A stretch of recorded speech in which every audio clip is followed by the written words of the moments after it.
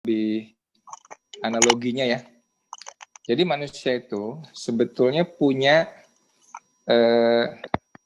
ada tiga makronutrisi sebetulnya ya kan.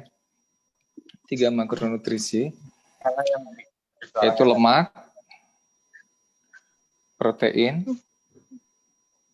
karbohidrat ya. Ya. Males. Tapi yang protein ini ya, tidak pernah digunakan sebagai bahan bakar langsung untuk metabolisme.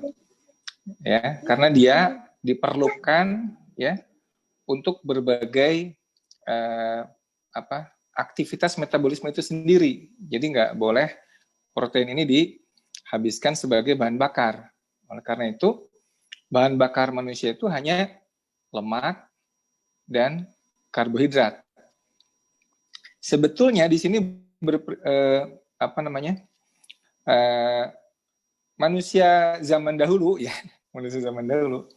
itu bisa dengan mudah mengakses bahan bakar lemaknya ya atau karbohidrat gitu. Jadi karbohidrat lemak itu mudah gitu ya.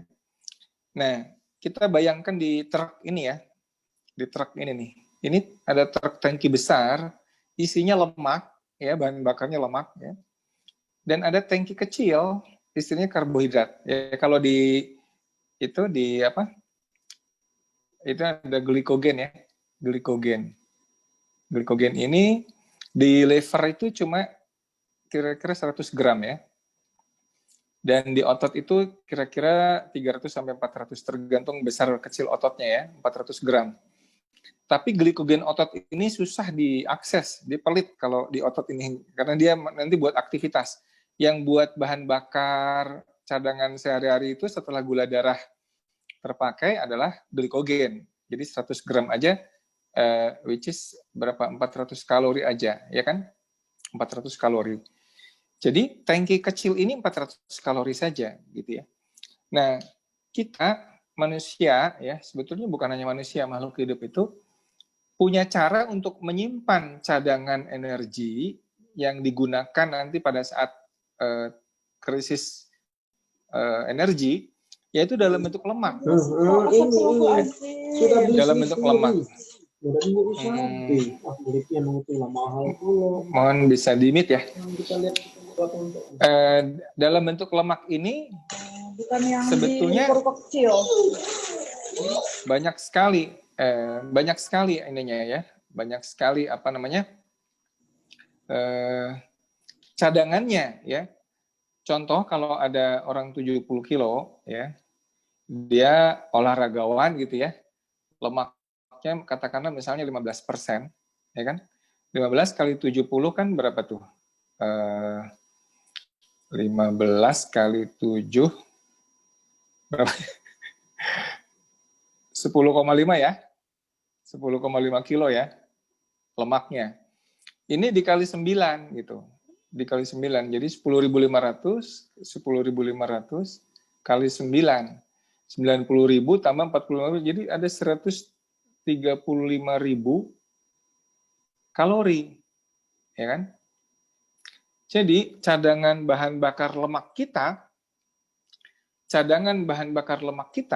ya, itu ada 135.000 kalori dibandingkan hanya sekedar 400 kalori dalam bentuk glikogen gitu. Ini bandingannya nggak sebanding, nggak sebanding sebetulnya. Jadi ini cocok nih, lemak itu seperti tangki besar, karbohidrat itu glikogen ini kecil sekali ya, karena ini cuma 400 kalori. Ini 135.000 kalori. Kalau tubuh manusia itu cuma butuh berapa ya, 1.800 kalori ya, sampai 2.000 kalori sehari ya. Maka kalau kita punya cadangan ini bisa 60 hari ya, 65 hari orang itu bisa nggak usah makan, ya kan? Teoritis ya, 65 hari orang nggak makan tuh nggak akan apa-apa. Dengan catatan ya, bahan bakar lemak ini bisa diakses oleh tubuh kita, ya, kira-kira gitu ya. Nah, masalahnya ini ada kuncinya, ada switch-nya, ya. Ada switch-nya yang membuat si lemak itu nggak mudah diakses. Ya. Jadi kuncinya di insulin. Kalau insulinnya tinggi, ya, tangki yang besar itu terkunci, ya kan, diblok sama dia. Tapi kalau insulinnya rendah, maka si tangki ini bisa dibuka, tangki yang besarnya gitu. Kira-kira itu sederhananya begitu ya. Jadi kita itu ada seperti ini ya, bahan bakarnya itu ada bisa gula, karbohidrat atau lemak. Nah, ini nggak bisa dua-duanya bareng-bareng ya. Dia hanya bisa salah satu. Ya, kita lihat nih kalau dia ya. Nah, dia kalau gulanya habis, baru dia pakai lemak. Ya. Dan lemak ini kemudian nanti untuk otak, dia nggak bisa lemak langsung. Dia di liver ini harus dirubah jadi yang disebut dengan keton. Ya. Keton badis, ya, beta hidroksibutirat. Ya. Nah, jadi sebetulnya kembali lagi ke teori anabolisme dan katabolisme ya. Jadi insulin itu memang kerjaannya dia anabolik, ya.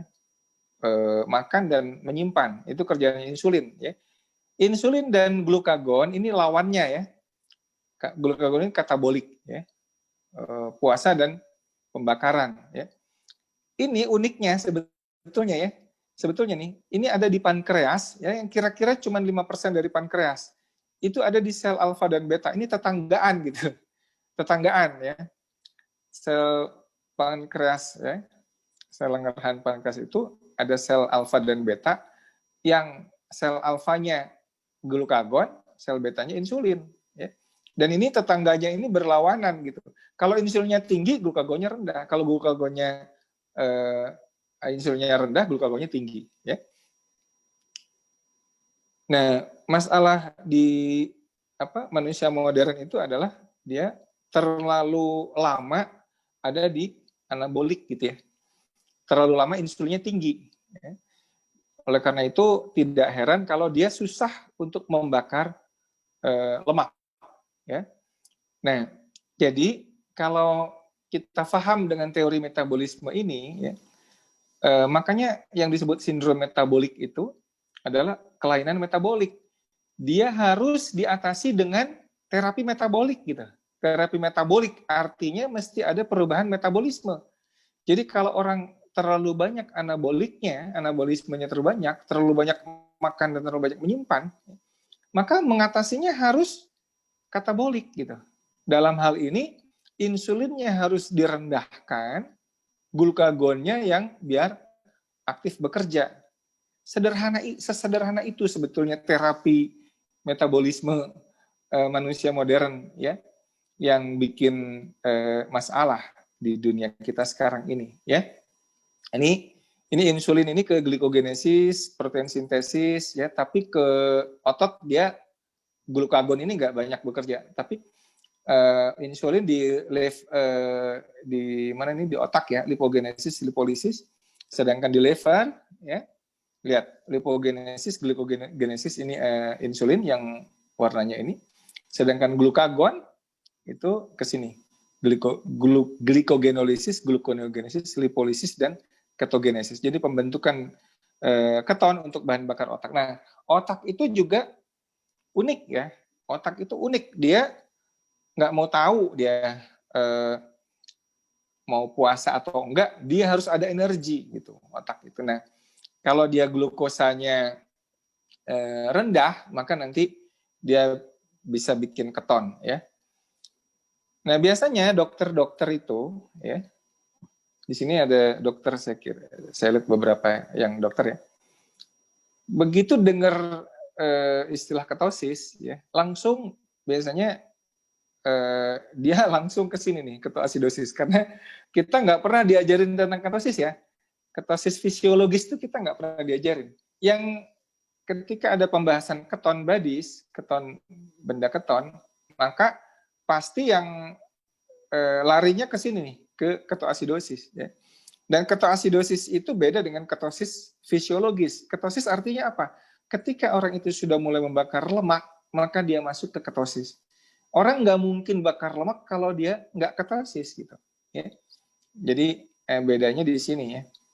Ketonnya nggak tinggi amat, kalau ini tinggi banget ya. Ini ketonnya pada ketosis fisiologis itu paling 3 ya sampai 6 gitu ya. Kan normal itu di bawah 0,5 ya. Normal, orang normal yang biasa nggak ketosis itu 0,5 ke bawah. Kalau udah ketosis itu biasanya ya 3, mungkin 1 dulu atau 2 sampai 3,6. Makin lama itu makin rendah ketonnya. Karena dia udah adaptasi dengan bahan bakar lemak. Awal-awalnya ketonnya tinggi. Tapi kalau ketoasidosis itu ketonnya bisa sampai 25 gitu ya. Ya, 25 30. Udah gitu ya, ini normal proses. Kalau ketosis itu normal aja, kita katakanlah kita makan terakhir siang gitu ya, lupa nggak makan, besok pagi dicek keton udah positif ya, udah ketonnya udah muncul gitu ya. Tapi kalau di sini ini nggak normal ya, bukan. Ini safe function of a low carb ketogenic diet ya. Jadi salah satu low carb atau fasting ya, atau fasting. Jadi puasa. Sebetulnya ketogenic diet itu niru puasa aja sebetulnya, niru puasa aja ya. Nah, ini dia. Jadi kalau kita lihat pembakar lemak itu sebetulnya dia ini batasnya 0,5 ya, kadar keton ya. Disebut ketosis, optimal zone-nya itu kira-kira 2 atau 2,5 ya, maksimal 3. Tapi kalau puasa panjang bisa sampai 5 nih. Kan ada tuh penelitian dulu puasanya sampai 7 hari gitu ya. Minum aja gitu. Tapi kalau diabetes tipe 1 itu 10 lebih. Jadi dia udah danger ya. Keton tuh nggak boleh tinggi-tinggi dan nggak bakal tinggi karena orang normal itu punya insulin yang normal, ya kan? Insulin ini adalah rem. Ini remnya di sini adalah insulin nih. Jadi kalau terlalu tinggi, insulin akan ngeblok keton supaya dia ada di batas yang aman di sini ya. Ya mungkin di sinilah kira-kira aman ya. Jadi Bapak Ibu sekalian, saya ingin cerita mungkin pengalaman saya ya. Bagaimana dulu ketika saya masih pembakar gula ya, itu bisa seperti itu, begitu berubah menjadi pembakar lemak, itu perubahannya gampang gitu ya.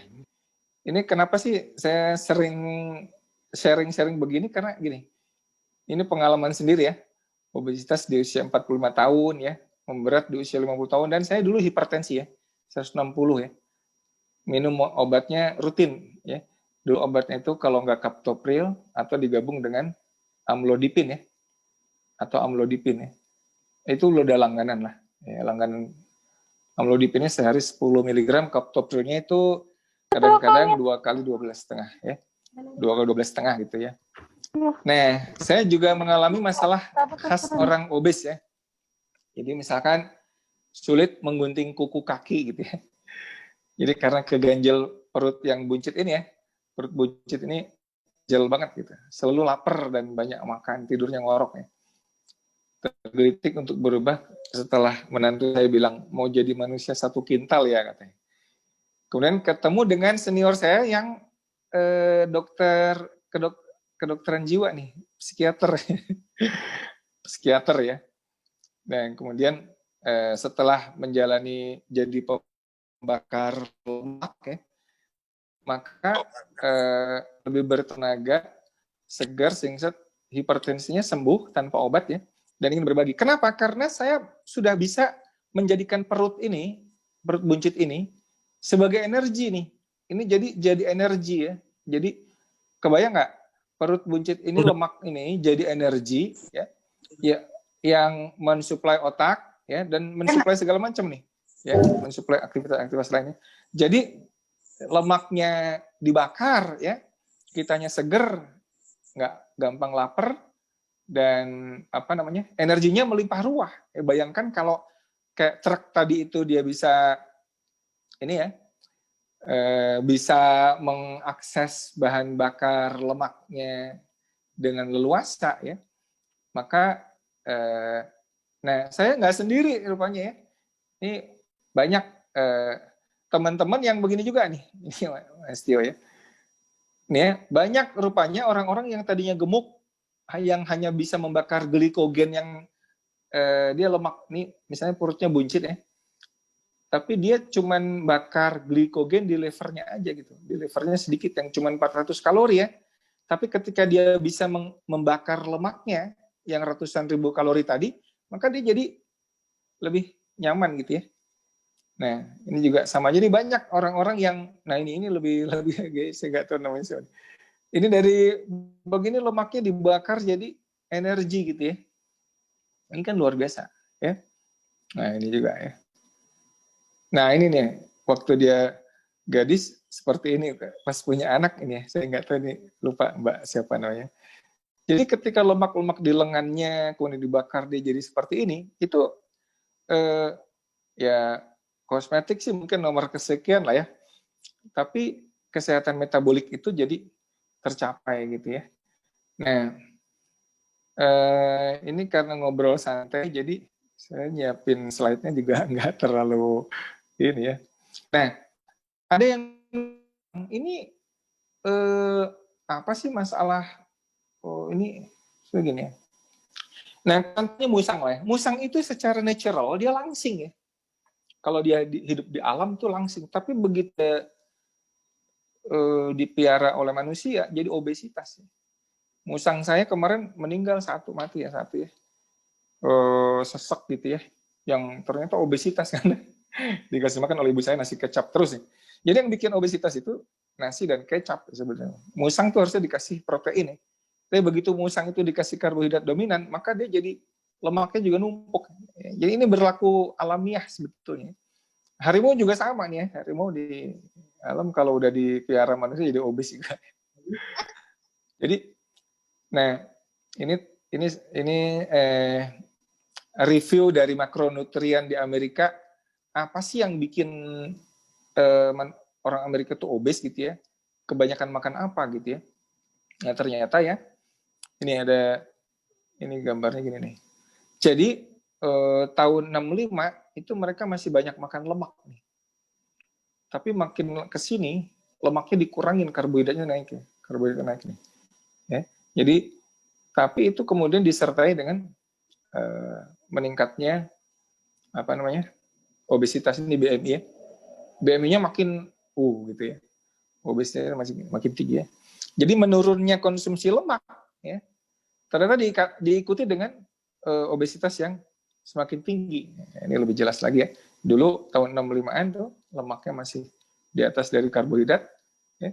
Jadi yang disebut dengan diet seimbang karbohidrat harus 60%, ya, itu sebetulnya sekitar tahun 77 di sini nih yang ini ya. Ini di sini nih tahun 77-an ya. 77 itu atau 87 80 lah. Itu Departemen Agricultural Amerika Serikat ya, USDA itu dia bikin rekomendasi low fat diet ya, low fat diet, dan kemudian karena low fat jadi yang banyak tingginya karbohidrat ya. Ini kita lihat lemaknya justru menurun, karbonya tinggi banget ya. Sampai sekarang seperti itu low fat. Dan kemudian diikuti dengan obesitas yang luar biasa, menggila di dunia ini ya. Jadi ini BMI, rata-rata BMI orang Amerika. Kenapa saya ambil Amerika? Karena Amerika datanya cukup lengkap ya. Tahun 71 BMI-nya itu sekitar ini nih, puncaknya di 20-an ya. Kan kita lihat overweight itu 25 ya. Nah, kalau 30 ke atas tuh obes ya. Lebih dari 30 ini obes. Ya. Nah, sekarang di 2011 tuh bergeser nih. Bergeser BMI-nya. Jadi rata-rata BMI orang Amerika Serikat itu bergeser ke arah overweight dan bahkan obes. Bahkan ada banyak yang ekstrim obes di atas 40 ya BMI. Ya. Nah, ini dia. Apa?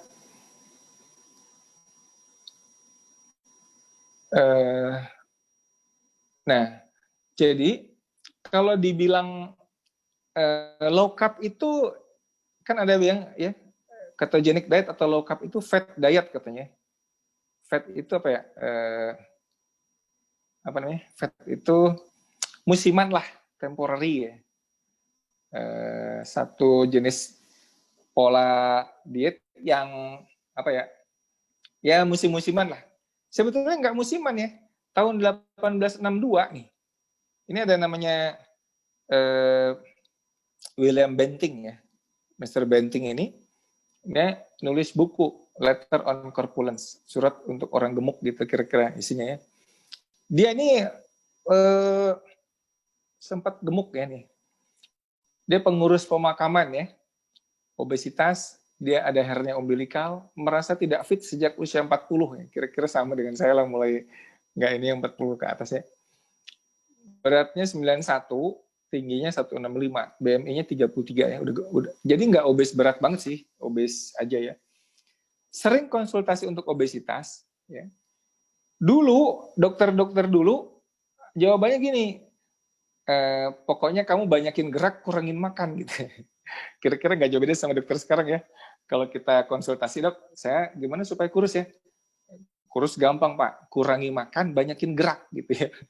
Tapi si Benting ini bilang, saya ini pengurus makam, kerja fisik melulu gitu kira-kira. Kalau nggak banyak makan, saya lapar dan nggak kuat kerja. Gimana mungkin saya disuruh ngurangi makan gitu? Saya maunya makan gitu. Karena kalau nggak makan, saya lapar gitu ya. Kemudian dia suatu saat dia mengalami gangguan pendengaran, ya, kurang dengar, berobat ke berbagai dokter, nggak ditemukan masalah pada telinganya. Nah, baru dia kemudian ketemu Dr. William Harvey, ahli bedah THT. Ya. Dokter bedah ini menduga ada penekanan saluran istachius oleh lemaknya. Ya, kemudian dia dianjurkan mengatasi obesitas. Karena kata Dr. William Harvey ini, gara-gara kamu lemaknya bertumpuk itu, maka saluran istachius kamu itu ketekan oleh lemak gitu ya. Lalu diberi resep makanan tanpa resep obat. Tunggu dulu resep makanan gitu. Kalau kita ke dokter kan jarang banget ada dikasih resep makan ya. Ke dokter kan pasti resep obat 1, 2, 3, 4, 5, 10 resep gitu ya, kira-kira banyak banget ya. Nah, dulu Bapak kedokteran yang terkenal itu Hippocrates bilang gini, let food be thy medicine and medicine be thy food. Jadi jadikan makanan itu obatmu dan jadikan obatmu itu sebagai makananmu gitu ya. Nah, kemudian Banting ini bikin resume dari apa yang dia ini kan ya di suratnya itu. Jadi katanya kalau mau kurus sebenarnya gampang nih. Rendah karbohidrat, cukup protein, tinggi lemak gitu ya. Pilih real food, makanan alami, masak sendiri. Lemak tuh bukan musuh, makan sampai kenyang gitu kira-kira. Makan saat lapar, berhenti makan saat kenyang. Jangan makan kalau nggak lapar. Ini kira-kira mirip dengan ajaran Rasulullah ya. Berhenti makan saat sebelum kekenyangan, makan saat lapar. Stop snacking. Anda nggak butuh itu. Jadi nggak usah snacking lah. Padahal kita 3 kali makan, 2 kali snack ya. Snack terakhir nanti makan malam jam 10. Stop gula, ganti dengan pemanis non kalori. Jangan makan gandum, roti, nasi, mie, bihun, dan sejenisnya. Ini serius kata dia. Pilih buah rendah fruktosa. Karena buah-buahan juga banyak menipu kita. Saya udah nggak makan nasi, dok. Saya nggak makan roti, nggak makan mie. Tapi saya makan pisang. Saya makan mangga. Saya makan anggur. Ya sami mawon, karena fruktosanya tinggi. Ya, justru fruktosa lebih berbahaya daripada glukosa. Ya. Makan telur putih dan kuningnya, itu menyehatkan. Jadi tahun 1862, Banting tuh udah bilang begini gitu. Jadi kalau dibilang low carb segala macam itu fat diet, salah besar. Ya, justru ini warisan nenek moyang kita sebetulnya. Nah, setelah 13 bulan, ini kesaksiannya Mr. Banting. Ya. Kata dia, saya nggak pernah merasa lebih sehat dari sekarang, gitu kira-kira ya.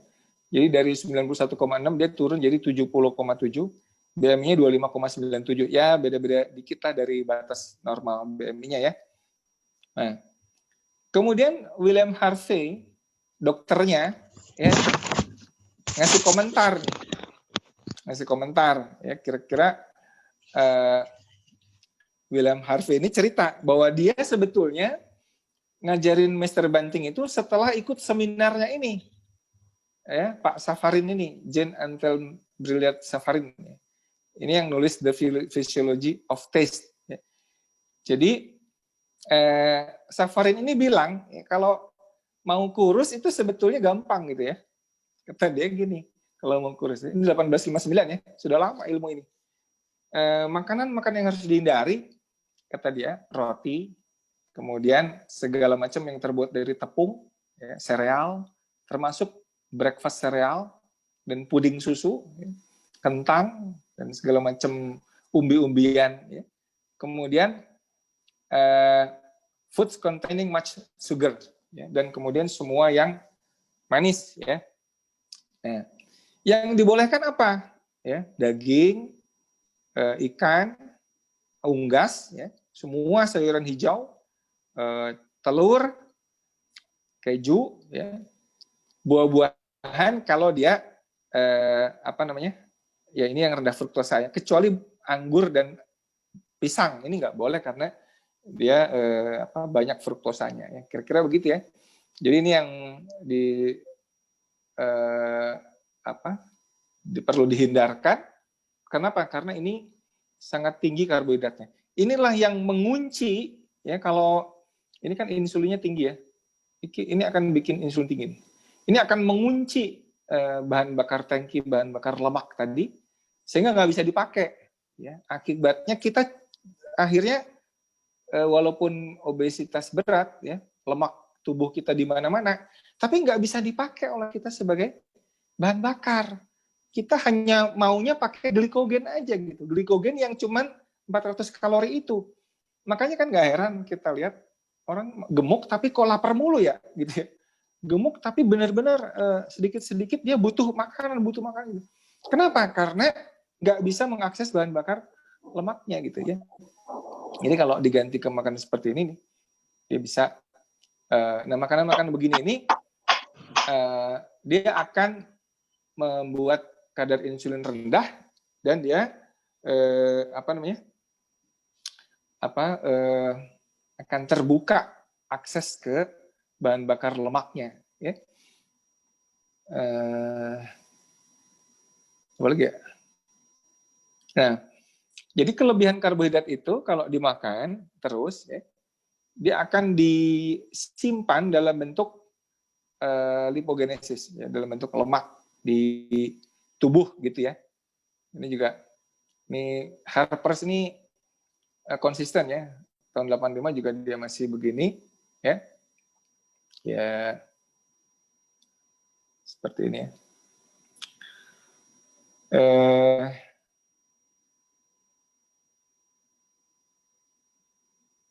Nah ini survei ya, survei ini mungkin penting juga ya. Waktu Februari sampai Agustus 2018, saya bikin survei ke 400 responden yang menjalani pola low carb dan intermittent fasting ini ya. Kategorisnya seperti ini, ya. Nah ini sumbernya dan sebagainya, ya. Nah ini tingkat energi. Orang-orang yang sudah bisa membakar lemaknya, ya, akan mengalami ini postnya sesudah dia ini, dia merasa ya tingkat energinya tinggi sebagian besar, ya. Sebagian besar merasa tingkat energinya tinggi, ya hanya sebagian kecil yang masih belum gitu ya.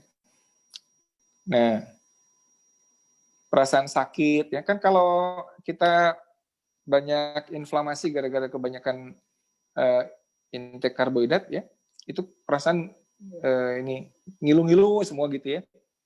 Ini mobilitasnya ya. Jadi suasana emosi juga lebih stabil ya. Konsumsi obat-obatan gitu ya.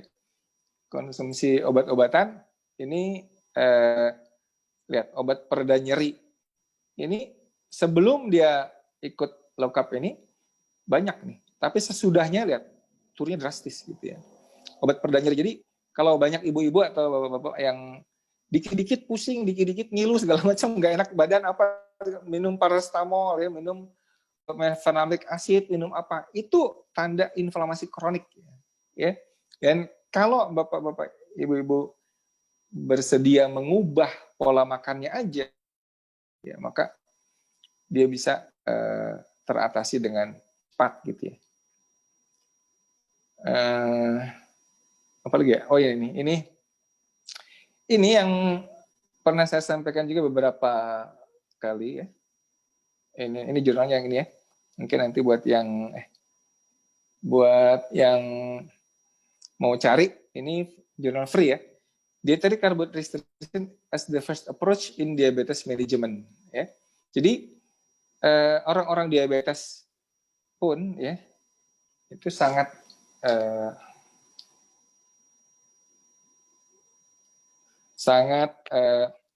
terbantu dengan low carb ini ya.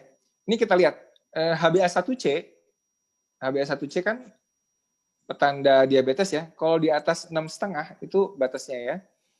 Ini diet low kalori diabetes mellitus tipe 2 ini diet standar diabetes ya. Diet standar diabetes kan tetap harus makan pisang, harus makan nasi, tapi jangan banyak-banyak, harus makan roti gitu ya. Dan sering makan gitu kira-kira ya. Nah, ini very low carb ya. Kita lihat dalam waktu 24 minggu saja, kira-kira ini berarti 6 bulan ya. 6 bulan kan nih. HbA1c-nya udah di bawah 6,5 nih. Artinya secara definisi dia udah kembali ke normal. Dengan diet yang konvensional yang dianjurkan biasanya seperti sekarang ini, dia nggak bisa menyentuh, jangankan menyentuh 6,5, 7 aja juga susah gitu kira-kira. Ya. Jadi memang ini, nah ini mikrovaskularnya ya, ini mikrovaskularnya ini ya makin tinggi HbA1c ya, makin tinggi risiko untuk dia terjadi sumbatan-sumbatan ya. Mungkin tidak heran ada yang diamputasi dan sebagainya ya. Ini myocardial infarct ya, makin rendah HbA1c-nya juga makin rendah risikonya. Dan ini kelihatan bahwa trigliserid misalkan. Tadi ada yang nanya, gimana kalau low carb ini pada orang yang trigliserid tinggi? Justru low carb ini sangat efektif menurunkan kadar trigliserid. Ya. Sangat efektif menurunkan kadar trigliserid ya, dibandingkan pola-pola makan yang lain. Trigliseridnya sangat rendah nih, lihat. Ini yang merah ini yang low carb ya, yang merah ini. Yang lainnya itu yang lain. HDL juga dia tinggi ya. Nah, LDL-nya memang nggak tinggi, cuman nggak usah khawatir tentang LDL. Ketika TG-nya rendah, HDL-nya tinggi, LDL yang tinggi itu adalah yang tipe large buoyant. Mungkin nanti bisa dijelaskan kalau ada yang mau tahu ya.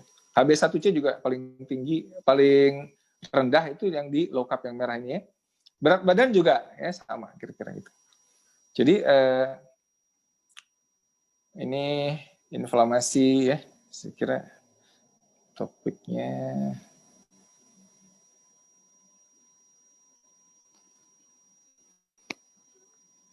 Ya, saya kira itu dulu aja. Mungkin kalau mau kita lanjutkan dengan diskusi boleh. Silakan. Itu Dokter Erlina El Hakim itu tanya, berapa lama Dokter Pripin itu BB-nya bisa sampai seperti sekarang katanya.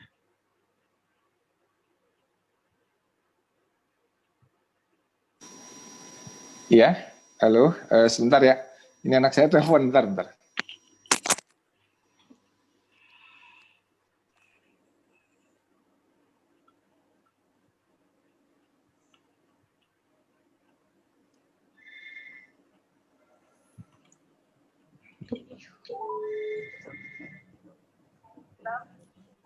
Halo?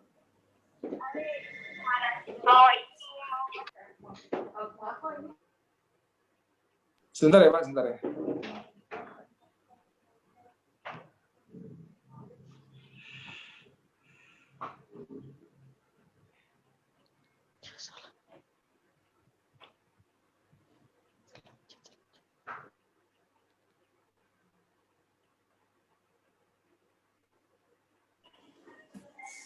Halo, ya gimana?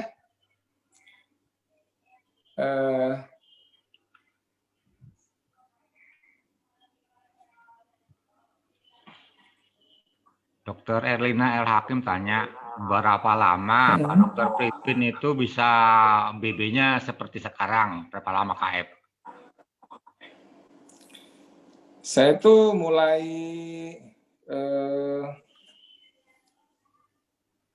tanggal berapa ya, lupa saya jadinya terlalu. Pokoknya 2017 9 Mei kalau nggak salah. Pas waktu itu yang saya ingat tuh pas Ahok masuk penjara tuh ya. Itu saya mulai KF itu. Ya mulai KF tuh pada saat itu. Jadi diingatnya pada saat itu ya. Jadi udah 3 tahun ya. 3 tahun lebih ya. 3 tahun lebih ya. Dan memang awalnya 15 kilo itu dalam waktu 3 bulan ya. 10 kilo berikutnya dalam waktu setahun sampai 2 tahun lah. Jadi memang cukup apa ya, awalnya kan memang berat airnya dulu yang apa ya, yang banyak berkurang ya, tapi selanjutnya memang diikuti dengan pembakaran lemak, dan sekarang udah mulai agak naik lagi karena ototnya juga udah mulai bersih gitu ya, bersih karena ini ya, karena olahraga resisten ya.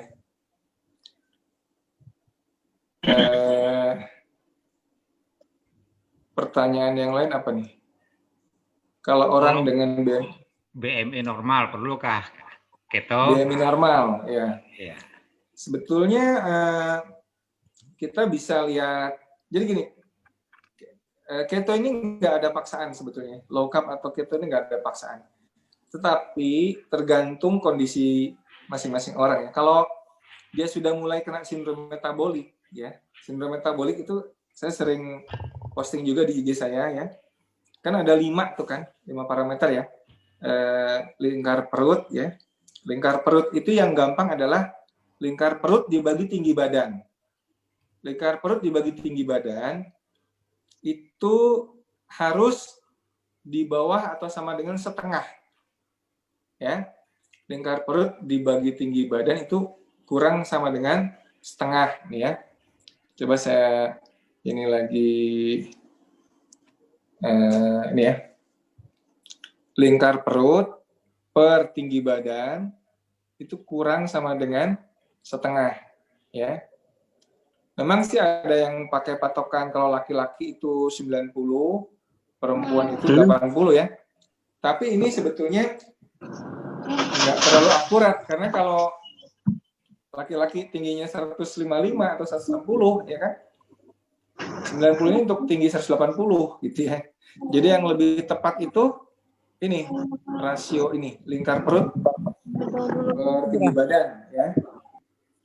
Kemudian yang kedua itu apa? Tekanan darah ya. Kalau di yang dulu itu 130 per 85 ya. Tapi yang baru ini lebih ketat lagi, 120 per 80 nih. Nah, saya yang dulunya 160 per 100 ya, sekarang itu udah 115 gitu ya. 115 bawahnya 75 gitu ya. Jadi ini lebih stabil, nggak pakai obat apapun ya. Nah, yang nomor 3, gula darah ya. Gula darah puasa itu kurang dari 100 kira-kira gitu ya. Jadi kalau kita udah low carb sih biasa di bawah 80 itu biasa ya. Yang keempat itu triglycerid. Nah, orang itu banyak tertipu dengan ini LDL. Nah, ini HDL ya. Triglycerid ini kurang dari 150 ya. Dan HDL itu harus lebih, kalau laki-laki 40 ya. Kalau perempuan itu lebih 50 ya. Nah, ini kira-kira yang ini nih yang sindrom metabolik ya. 3 dari 5 positif itu sudah sindrom metabolik ya namanya. Nah, kalau sindrom metabolik ya nggak ada, percaya dengan saya, nggak ada yang paling efektif ya dibandingkan low carb plus intermittent fasting. Ya. Ini mazhabnya banyak, ada ketofastosis, ada ketogenic diet aja plus saum sunnah misalkan ya. Ada intermittent fasting aja kayak OCD ya, tapi karbonya masih agak tinggi. Ini banyak mazhabnya ya, nggak usah saling menyalahkan, tapi intinya adalah kurangi karbohidratnya, ya banyakin puasanya, kira-kira gitu ya. Nah, jadi kalau pertanyaannya apakah semua orang harus keto? Ya nggak harus semuanya, tapi kalau Anda punya sindrom metabolik ini, ya nggak ada pilihan lain sebetulnya. Ya nggak ada pilihan lain. Mau ngapain coba ya? Mau ngapain pilihannya? Kalau udah buncit, ya. Nih saya banyak teman-teman saya yang dokter buncit, ya. Bahkan ini kalau rasionya, ini kalau 0,5 sampai 0,6 ya, ini kuning ya. Tapi kalau lebih dari 0,6, itu udah merah nih.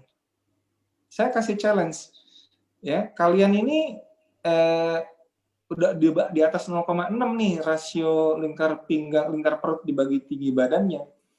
Saya kasih challenge 3 bulan, apapun metodenya, pokoknya harus turun gitu ya. Nggak bisa. Karena kenapa? Karena sarapannya masih donat gitu ya. Karena nggak bisa lepas dari donat, nggak bisa lepas dari pisang, nggak bisa lepas dari mangga, ya. Katanya sehat buah-buahan itu. Padahal buah-buahan itu justru mengunci bahan bakar lemaknya, jadi dia nggak bisa dipakai, kan? Nggak bisa hancur sih bahan bakar lemaknya itu ya. Jadi ini ada dulu yang ngacung ya. Coba ini mau silakan ya. Galaxy A50s ini siapa ya? Monggo silakan kalau mau tanya langsung boleh. Saya, Pak. Ya. Iya, Dok. Dokter Piprim, ini saya Ya, Rani, Dok. Ya. Jadi gini, Dok. Suami saya itu umur 31 tahun sudah mengalami batu empedu, Dok.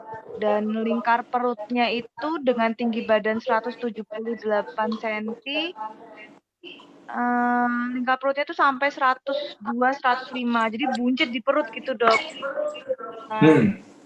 Sudah lama sama dokter tuh diminta untuk operasi pengangkatan batu empedu, tapi belum berani suami kan. Nah, permasalahannya dengan berat badan yang sekarang udah obesitas, dengan ada batu empedu itu, dia sering bloating gitu loh, Dok. Jadi perutnya sering sakit, jadi habis makan sendawa dan sering lapar. Nah, itu tanda-tanda gangguan metabolik yang dokter sampaikan juga ya, Dok ya? Dan diet Ya, yang jelas, paling jelas tepat dan diet yang paling tepat apa ya, Dok ya? Semua yang seperti dokter dicoba dulu atau ada yang lebih khusus gitu, Dok? Terima kasih. Ya, terima kasih. Ini kalau yang seperti ini kan nggak ada pilihan lain, Mbak, selain yang tadi itu potong karbohidratnya. Jadi kalau mau dia kan gini ya, buncit itu kan artinya lemak itu terus ditimbun kan ya. Lemak itu kan terus ditimbun.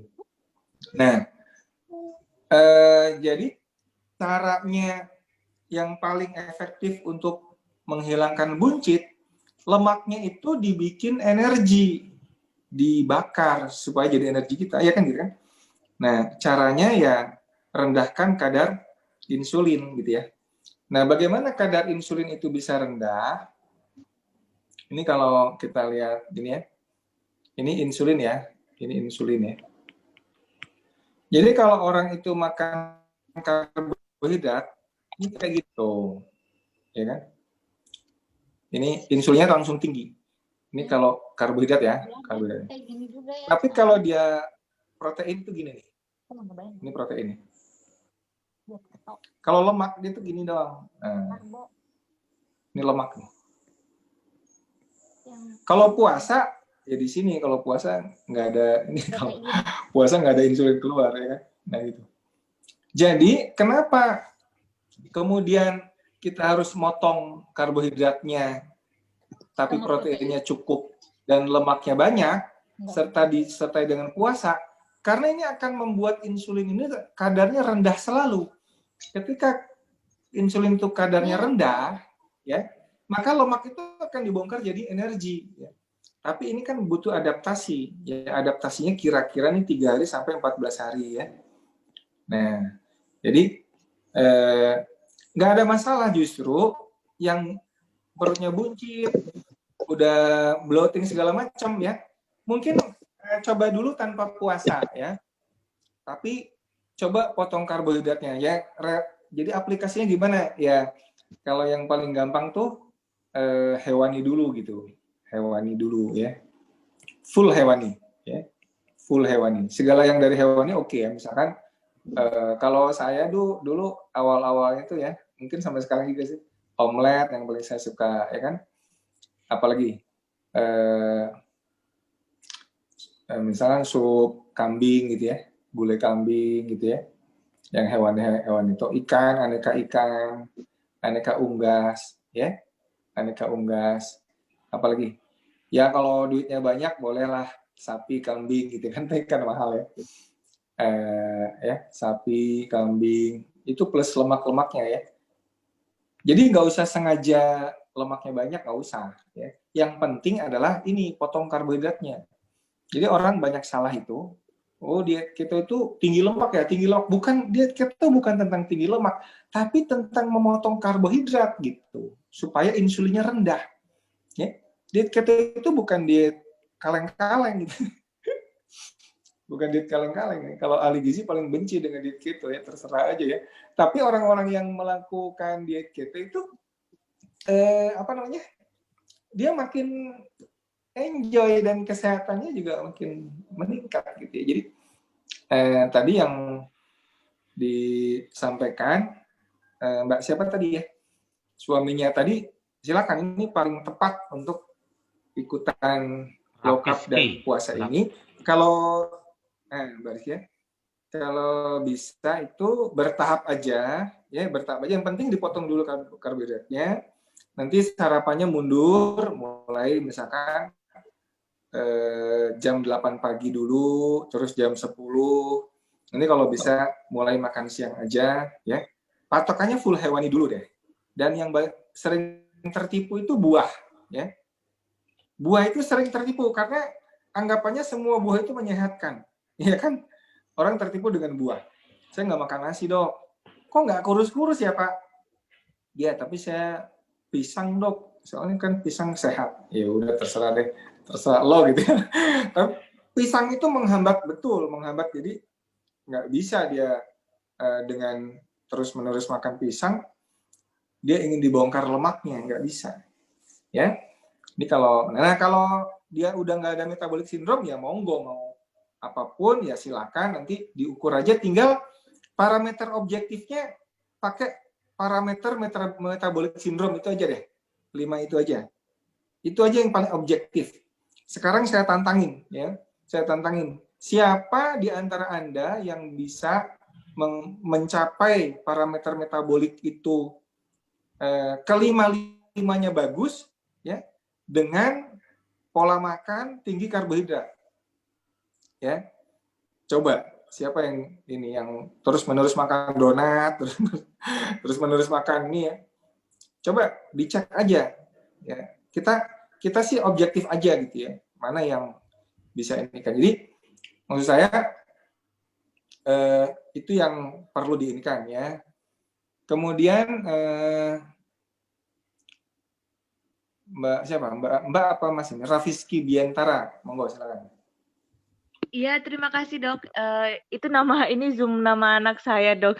Oke, Dok, terima kasih. Kalau gitu, Dok, nanti saya coba sampaikan ke suami, karena yaitu kan anggapannya masih seperti orang dulu ya, Dok. Kalau nggak makan nasi itu nggak kenyang gitu loh, Dok. Jadi merubah mindset-nya masih sulit. Kebetulan ini saya baru coba mulai juga, Dok, selama 2 minggu, karena kok saya ada keluhan eksim dan pingin menurunkan berat badan dan lingkar-lingkar perut, paha, lengan seperti itu, Dok.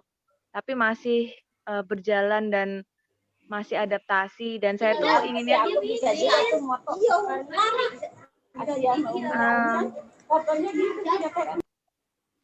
nah, saya tuh inginnya tuh satu rumah itu sehat bersama gitu loh, Dok. Apalagi suami saya kan ada masalah itu tadi, Dok.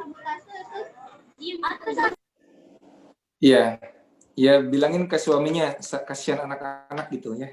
Anak-anak masih kecil ya. Saya juga butuh kehadiran suami gitu kan.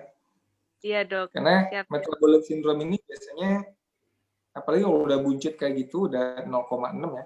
Kalau nggak ada penanganan yang benar, biasanya 10-15 tahun lagi masuk jurang. Jurangnya itu bisa stroke, ya naudzubillah, bisa serangan jantung, atau diabetes. Kalau udah diabetes nanti larinya ke cuci darah, ya. Larinya ke buta, larinya ke amputasi, impoten, pokoknya nggak ada yang enak deh kalau udah masuk jurang itu ya. Nah ini kita bisa cegah ya, kalau pandangan kedokteran konvensional kan, kalau udah metabolic syndrome, udah diabetes nggak ada obatnya ya. Nah itu ternyata salah ya. Diabetes tuh bisa reverse dengan mudah. Kalau kata Jason Fung, ya, diabetes tuh bisa reverse. Reverse itu artinya kembali sehat, kembali normal. Asal sebelum masuk jurang ya.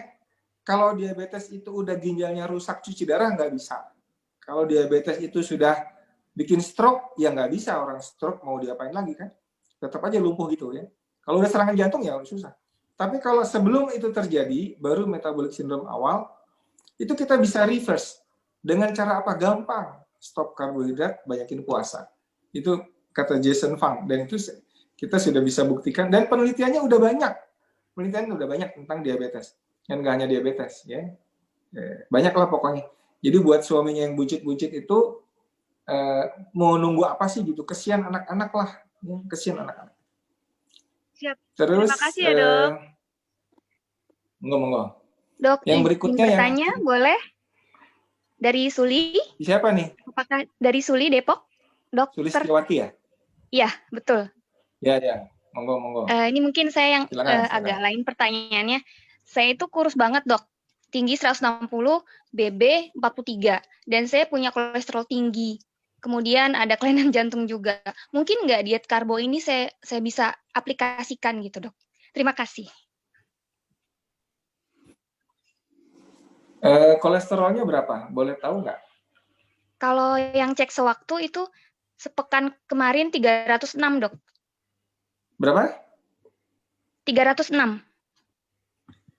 Trigliseridnya berapa?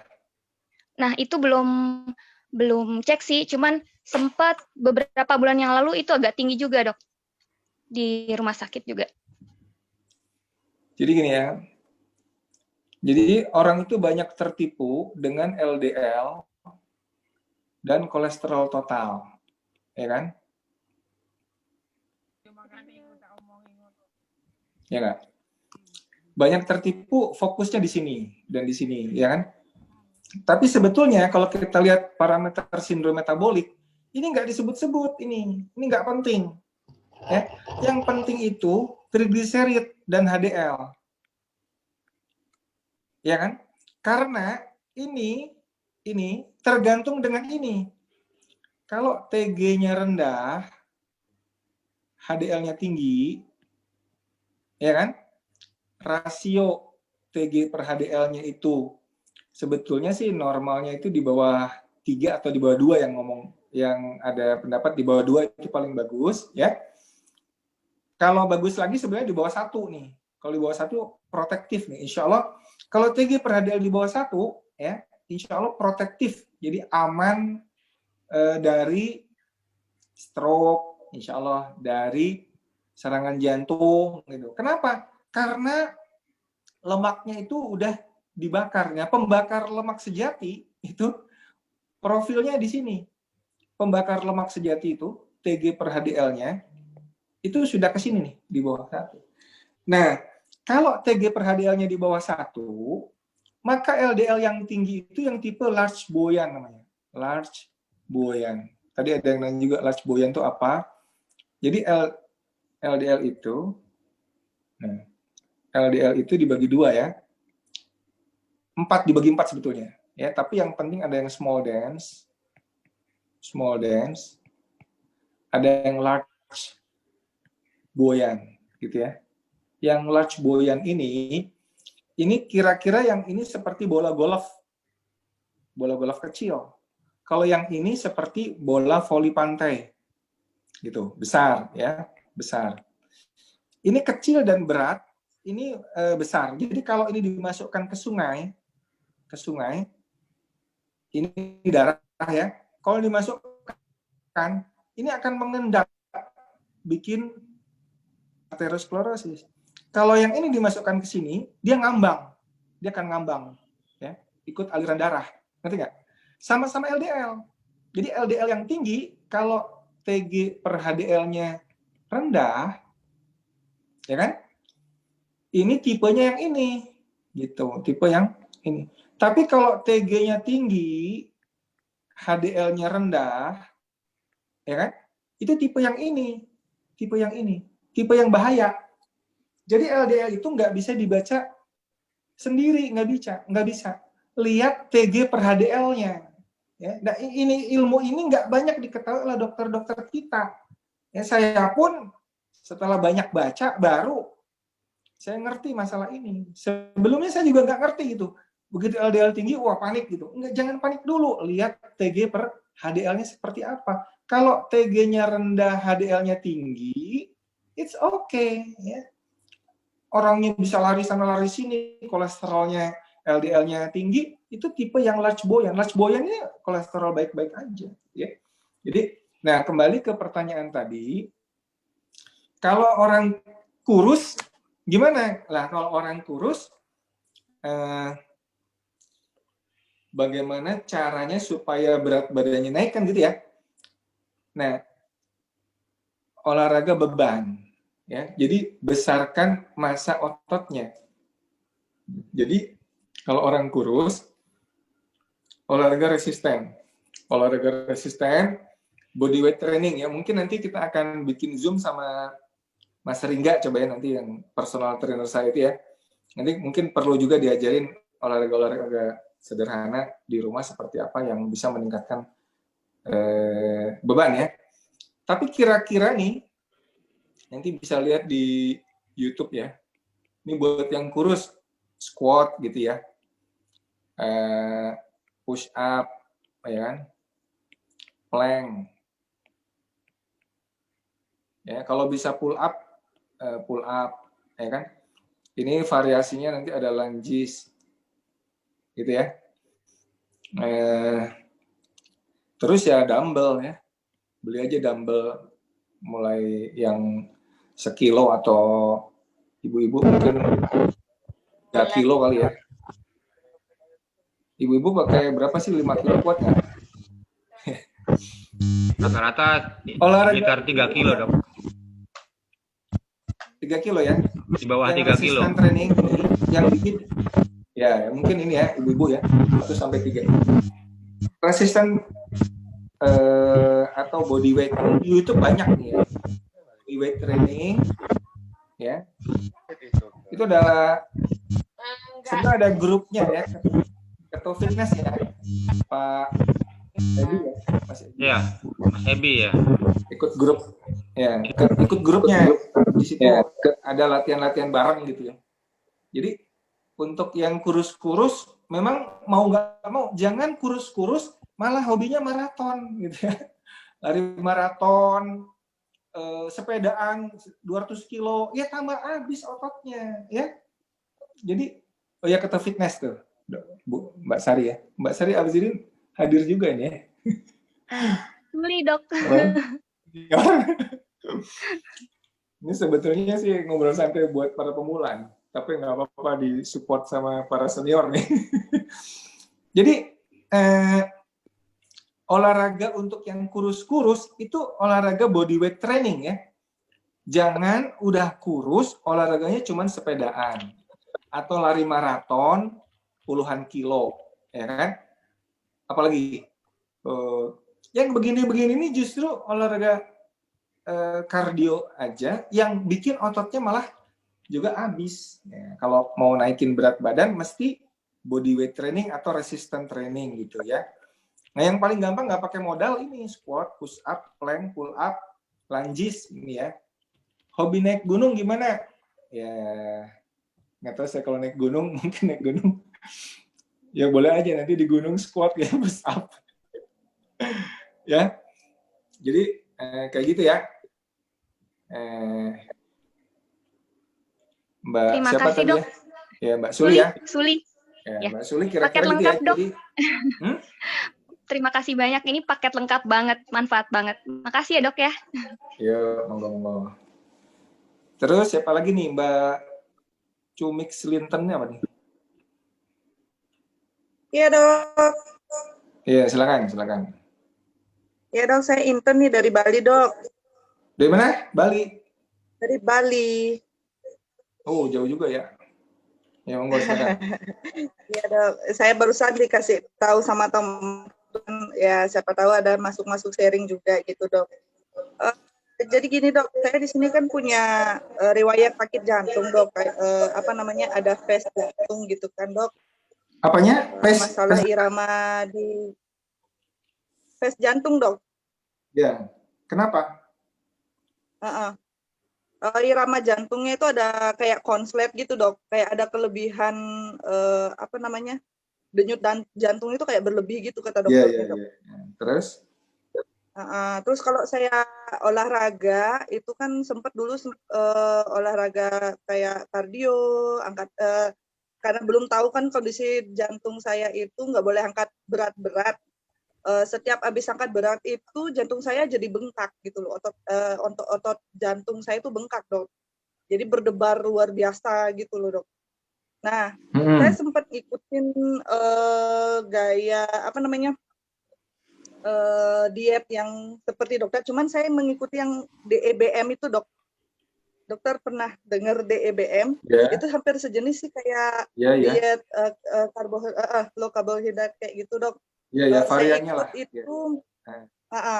Saya ikut udah 5 bulan, berhasil turun 8 kilo dok.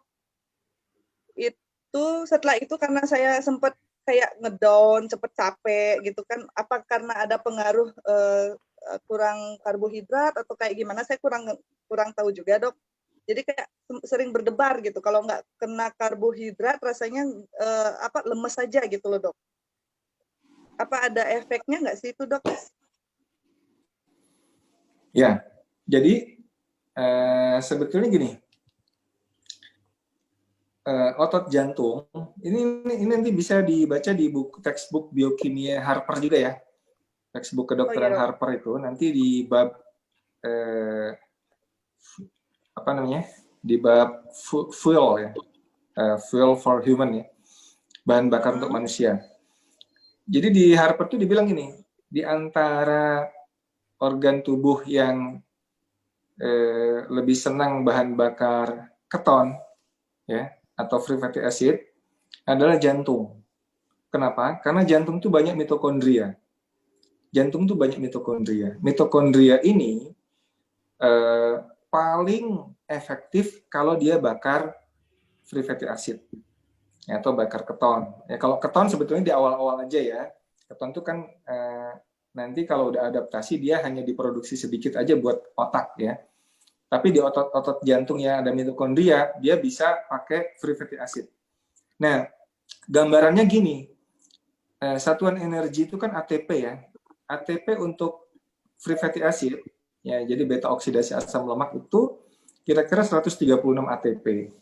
Nah, kalau glukosa itu cuma 36. Jadi 1/4 dari kalau dia pakai lemak. Artinya, kalau orang-orang yang menggunakan pola low carb ya, keto, apalagi kalau dengan puasa ya, ketofastosis atau keto fasting atau apapun namanya, low carb dengan intermittent fasting, itu jantungnya sebetulnya harusnya lebih happy. Karena dia pakai bahan bakarnya lebih efisien, ya, produksi ATP-nya banyak, gitu. Jadi, dan ini terbukti saya praktekkan di pasien-pasien saya yang anak-anak sakit jantung, ya, itu ada yang hipertensi paru, ya, sesek melulu, gitu ya. Begitu kita switch bahan bakarnya, ya. Jadi tadi ada pertanyaan anak-anak gimana? Anak-anak itu juga nggak ada masalah, ya. Karena pertumbuhan linear atau stunting itu disebabkan kurang asam amino esensial. Yang penyebab stunting itu bukan karena kurang gula, tapi kurang protein, kurang asam amino esensial. Jadi itu di banyak penelitian, anak-anak pendek itu dikasih ikan ya. Dikasih ikan yang banyak, jadi tinggi dia. Ya. Bukan dikasih coki-coki, bukan dikasih Oreo, bukan. Tapi dikasih ikan, biar dia tinggi. Artinya apa? Artinya memang protein, asam amino esensial, dan asam lemak esensial, itu yang namanya esensial itu tubuh nggak bisa bikin gitu. Tapi kalau namanya gula, karbohidrat, tubuh bisa bikin sendiri. Jadi kembali ke masalah jantung tadi, ya, saya rasa ini memang ada faktor kesalahpahaman. Jadi ada anggapan bahwa kalau nggak makan gula bakal begini. Sebetulnya enggak begitu. Ya. Bahkan kardiomiopati itu jantung bengkak yang kontraksinya cuma sedikit-sedikit ya, letoy ya jantungnya ya. Itu kardiomiopati itu dasar penyebabnya juga insulin resisten. Jadi karena otot jantung itu nggak bisa menggunakan gula sebagai bahan bakarnya karena resisten insulin, maka setelah switch ke bahan bakar lemak, kontraksinya bisa bagus lagi. Ya, itu kardiomiopati. Ya, itu ada di bukunya Prof. Benjamin Bigman ya.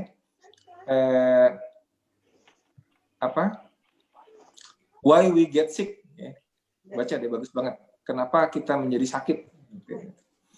Jadi saya kira kalau masalah gangguan irama jantungnya mungkin perlu dievaluasi ulang, tapi percayalah bahwa orang-orang dengan masalah jantung dengan diet low carb, ketika dia pindah bahan bakarnya menggunakan lemak, ya, dia akan lebih happy jantungnya, ya, lebih happy jantung. Tapi dia butuh adaptasi, ya, butuh adaptasi.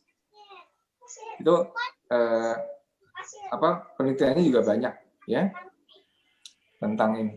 Mbak Sari Azidin, silakan. Baik dok, boleh tanya ya dok? Ya, silakan. Alhamdulillah sih memang udah KF ya dok, walaupun masih newbie. Tapi bismillah dok, setelah 6 bulan KF itu kan saya dapat rezeki bisa hamil ya dok. Nah, sejak menjadi ibu hamil dan menyusui itu, saya tidak bisa fasting kecuali bulan Ramadan. Selama 30 hari saya fasting waktu hamil itu. Nah, setelah melahirkan dan menyusui. Oke, putus-putus ya dok. Aku ulang ya. Oke, sudah jelas belum dok? Suaranya putus-putus ya? Masih putus-putus ya? Oke. Di sini jelas kok suaranya dok. Oh jelas, ya udah. Ini jelas. Aku coba jelasin. Jadi setelah aku puasa ketofastosis, intermittent fasting, 6 bulan kemudian setelah hilang 20 kilo itu dok, bisa hamil lagi dok. Walaupun dulu berusaha bisa hamil, tapi kan nggak bisa-bisa dan tanpa ada KB gitu. Nah begitu udah menjadi ibu menyusui, tetap nggak bisa fasting. Terus ternyata kan badan kita itu kayak outsmart gitu loh dok. Bahwa ketika udah selesai menyusui, kok kayaknya lingkar perut nggak bisa kecil lagi dok. Nah apa yang terjadi sebetulnya dok? Gitu. Terima kasih dok.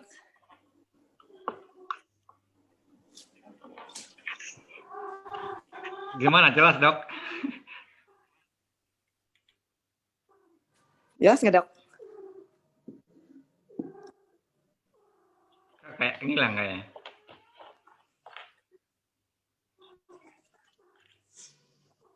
Oh, ini masuk lagi nih. Kita tunggu. Tunggu ya. Ada, sorry. Emang enggak, silakan. Silakan Mbak. Dokter. Ya. Oh oke.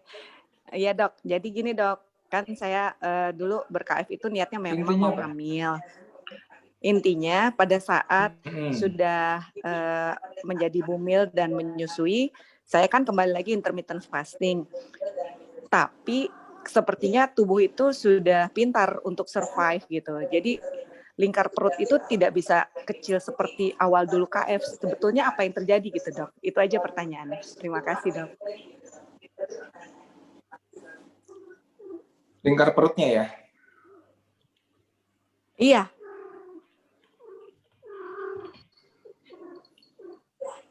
Maksudnya jadi stuck gitu ya? Iya. Kalau sepertinya kalau saya water fasting, kan saya udah kembali lagi fasting tuh. Water fasting GDP di 56 gitu kan. Apakah saya harus cek lagi mengenai yang lainnya? Karena kan biasanya cuma cek gula darah puasa aja gitu, Dok.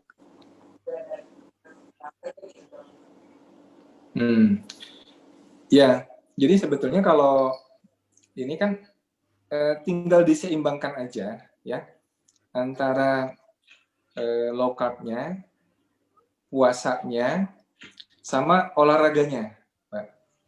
Olahraga, kemudian juga cukup tidurnya, ya. Oke. Saya kira itu yang mesti kita evaluasi sama-sama ya. Ya 5 pilar itulah kalau DKF ya, sama manajemen stres. Tapi kalau ketosisnya tetap ketosis ya, Dok? Iya, tetap ketosis. Cuman mungkin nih, coba olahraganya nanti fokus di perut gitu, ya. Sering plank nggak? Sering ya olahraga yang bikin penguatan otot perutnya, ya. Di samping yang lain-lain itu ada programnya kan. Jadi mesti ada progresnya gitu. Jadi kalau misalkan keluhannya di perut, ya udah bikin program untuk pengecilan perut. Itu kan ada olahraga-olahraga, misalkan kayak plank, terus ada mountain climbing, ya, mountain climbing. Terus ada yang kedua kaki diangkat ke atas itu ya. Jadi yang begitu-begitu itu memang perlu juga dilakukan dan diprogram gitu, ya, perlu diprogram sehingga nggak mungkin hanya ngandelin puasa aja, low carb aja, kemudian otot-ototnya mau kenceng lagi ya, nggak mungkin. Dia mesti ada usaha juga untuk menguatkan otot-otot di sekitar situ, ya. Jadi ini ada usaha, harus ada usaha, Mbak. Siap, Dok. 2 kali lipat lebih usaha gitu ya, Dok? Iya. Oke, siap. Silakan Pak Muhammad Fahrudin.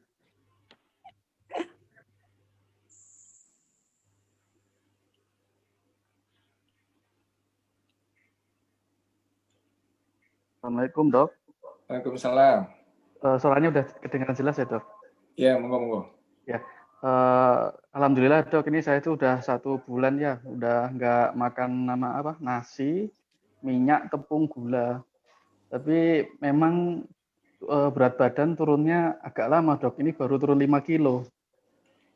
Setelah menyimak penjelasan dokter tuh, ternyata ada yang salah. Saya tuh masih suka makan buah manis, Dok, kayak mangga, terus pepaya, kurma sama madu, Dok. Itu gimana ya, Dok ya? Apakah memang nggak boleh? Iya, jadi memang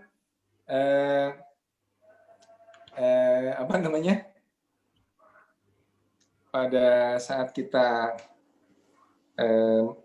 ada target-target tertentu untuk low carb ya, misalkan berat badan ya, atau menurunkan gula darah pada pasien diabetes atau apa, ya memang masih ketat dalam arti si insulin itu memang mesti dijaga supaya selalu rendah ya.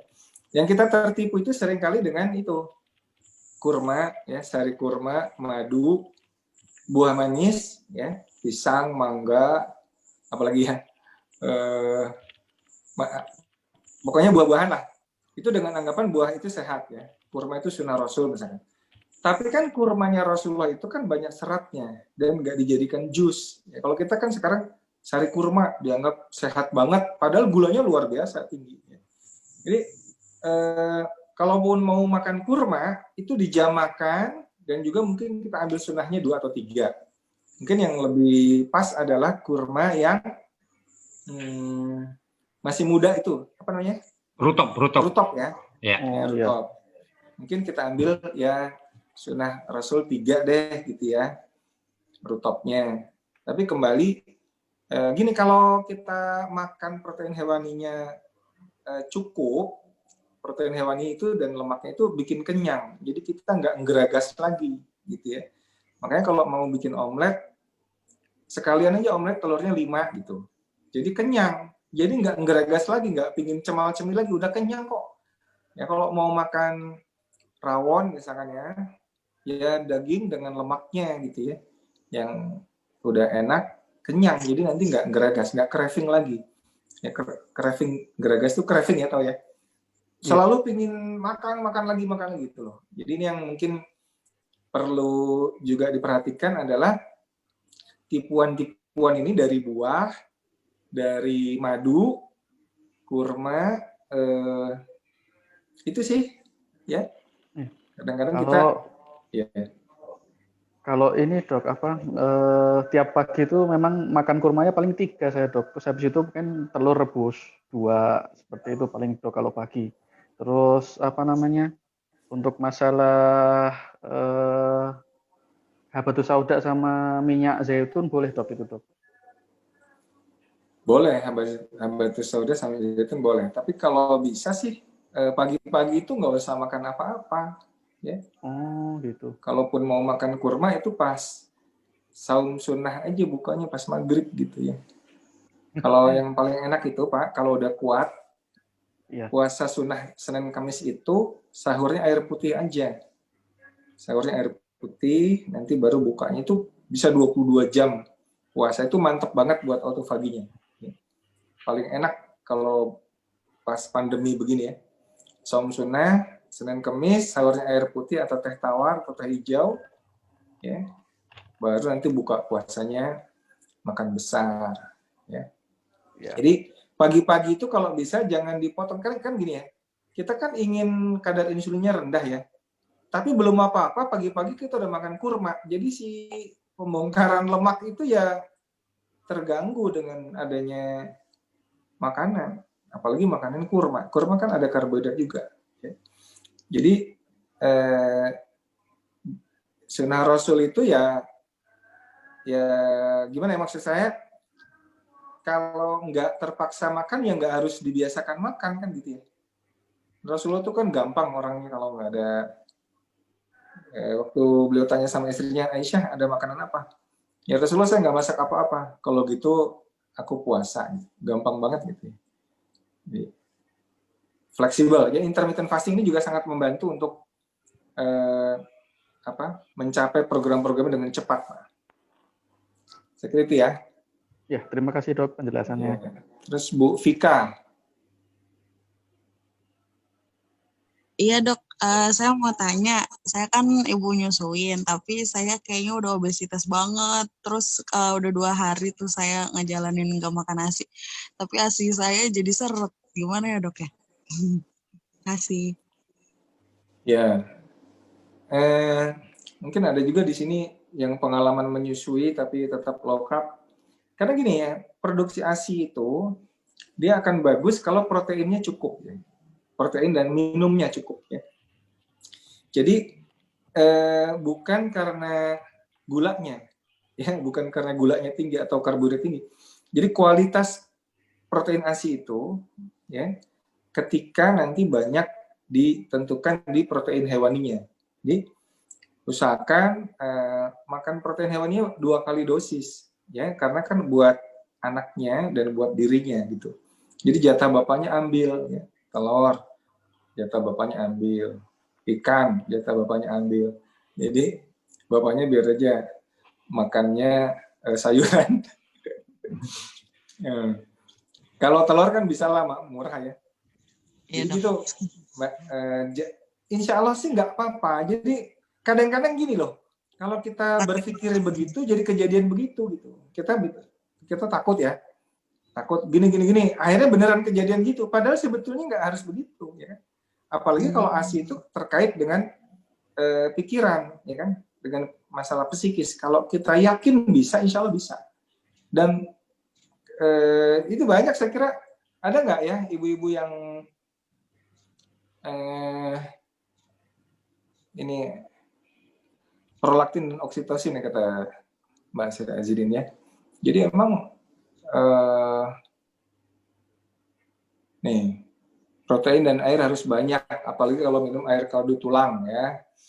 Ya jadi proteinnya mesti dibanyakin ya, minumnya dibanyakin, baru kemudian sayuran ya kan. Kalau orang-orang itu kan banyaknya sayur kan. Ini kalau mau banyak ASI, banyakin daun katuk. Ya ampun, kok daun katuk doang, mana ada proteinnya, ya kan? Daun katuknya boleh banyak, tapi proteinnya harus juga banyak, harus 2 orang ya. Dan apalagi udah obesitas ya. Kalau udah obesitas, lemaknya kan banyak tuh, ya kan? Paling cocok untuk low carb, ya. Nanti ibunya happy, nasinya banyak, ya. Oke, terima kasih dok. Gitu. Kak, ada lagi nggak? Ini terakhir Mbak, Kinanti ya. Kinanti Putri Larasati. Iya dok. Bang. Ya izin bertanya nih dok, mungkin agak melenceng dikit. Kalau obesitas pada anak itu gimana ya dok? Karena anak saya 8 tahun, itu tingginya sekitar 145 cm, sekarang beratnya udah 43 kilo. Kalau dilihat sih bukan dari karbohidratnya sih dia yang banyak tuh, tapi dari cemilan ya, gula gitu kan dok. Jadi tapi ininya sih dia makanan sayur gitu suka banget. Jadi saya kadang merasa masih seimbang, kadang menyeimbang karena dia suka yang nyemil-nyemil tomat, sayur-sayur gitu. Jadi kalau nasi sih nggak banyak gitu. Mungkin ada masukan dok. Terus kapan anak obesitas itu memang sudah harus di treat? Terima kasih dok. Iya, terima kasih. Jadi saya pernah nanya nih sama teman saya yang ahli gizi anak ya. Saya bilang ini, saya tanya gini,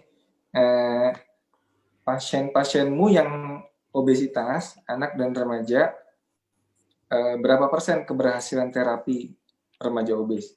Kata dia ya dari 10 anak paling 1 yang berhasil, 9-nya gagal. Gitu. Jadi anak obes ini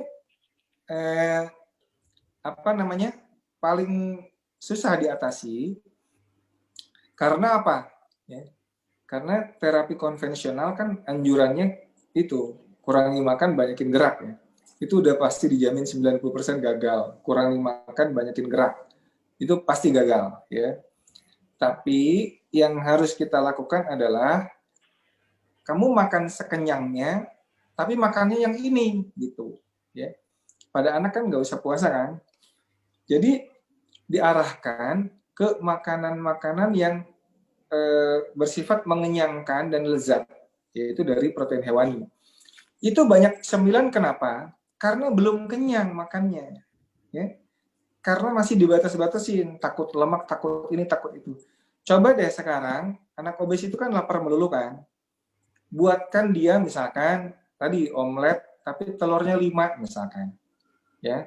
Telur 5 omelet, kasih ikan tuna, kasih lagi butter, ya kan? Kasih apa lagi topping-toppingnya, topping-topping yang protein hewaninya. Itu dijamin kenyang, belenger. Ya. Kenyang belenger. Kalau udah belenger, dia nggak ngemil-ngemil lagi. Lama bertahannya di perut. Ya, bikinkan sop buntut, lemaknya yang banyak. Jadi, saya pernah bilang begini, awal mula bencana kemanusiaan, epidemi obesitas itu, diawali dengan orang ditakut-takuti, lemak bikin sakit jantung, ya kan? Sehingga cara mengembalikan kesehatan umat manusia juga harus diawali dengan jangan takut makan lemak, karena lemak itu it's okay, lemak itu menyehatkan, ya, terutama lemak hewani, ya.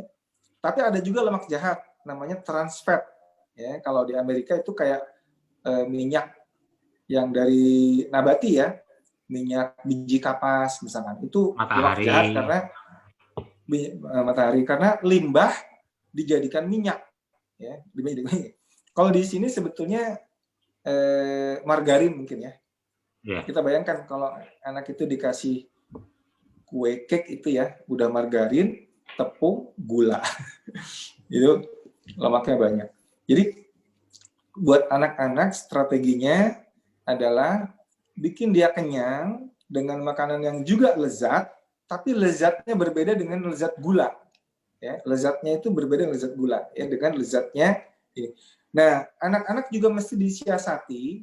Mungkin kalau di sini kan banyak ibu-ibu yang pintar-pintar masak resep low carb ya. kayak macam-macam lah, saya juga nggak terlalu paham ya. Kayak cake-nya dan sebagainya itu cari resep-resep yang rendah karbohidrat buat anak-anak ya. Karena anak-anak memang harus ada alternatifnya. Jadi jangan kita larang ini tapi ternyata nggak ada alternatifnya. Jadi itu mesti ada kreativitas dari orang tuanya ya. Tapi prinsipnya adalah kasih dia makan sampai kenyang dengan makanan yang lezat dari protein hewani dan lemaknya. Jangan disuruh puasa ya, kalau anak kecil jangan puasa dulu ya, selaparnya aja. Baik, makasih Dok. Ya. Apalagi ya, Beh, ada lagi pertanyaan nggak, Beh?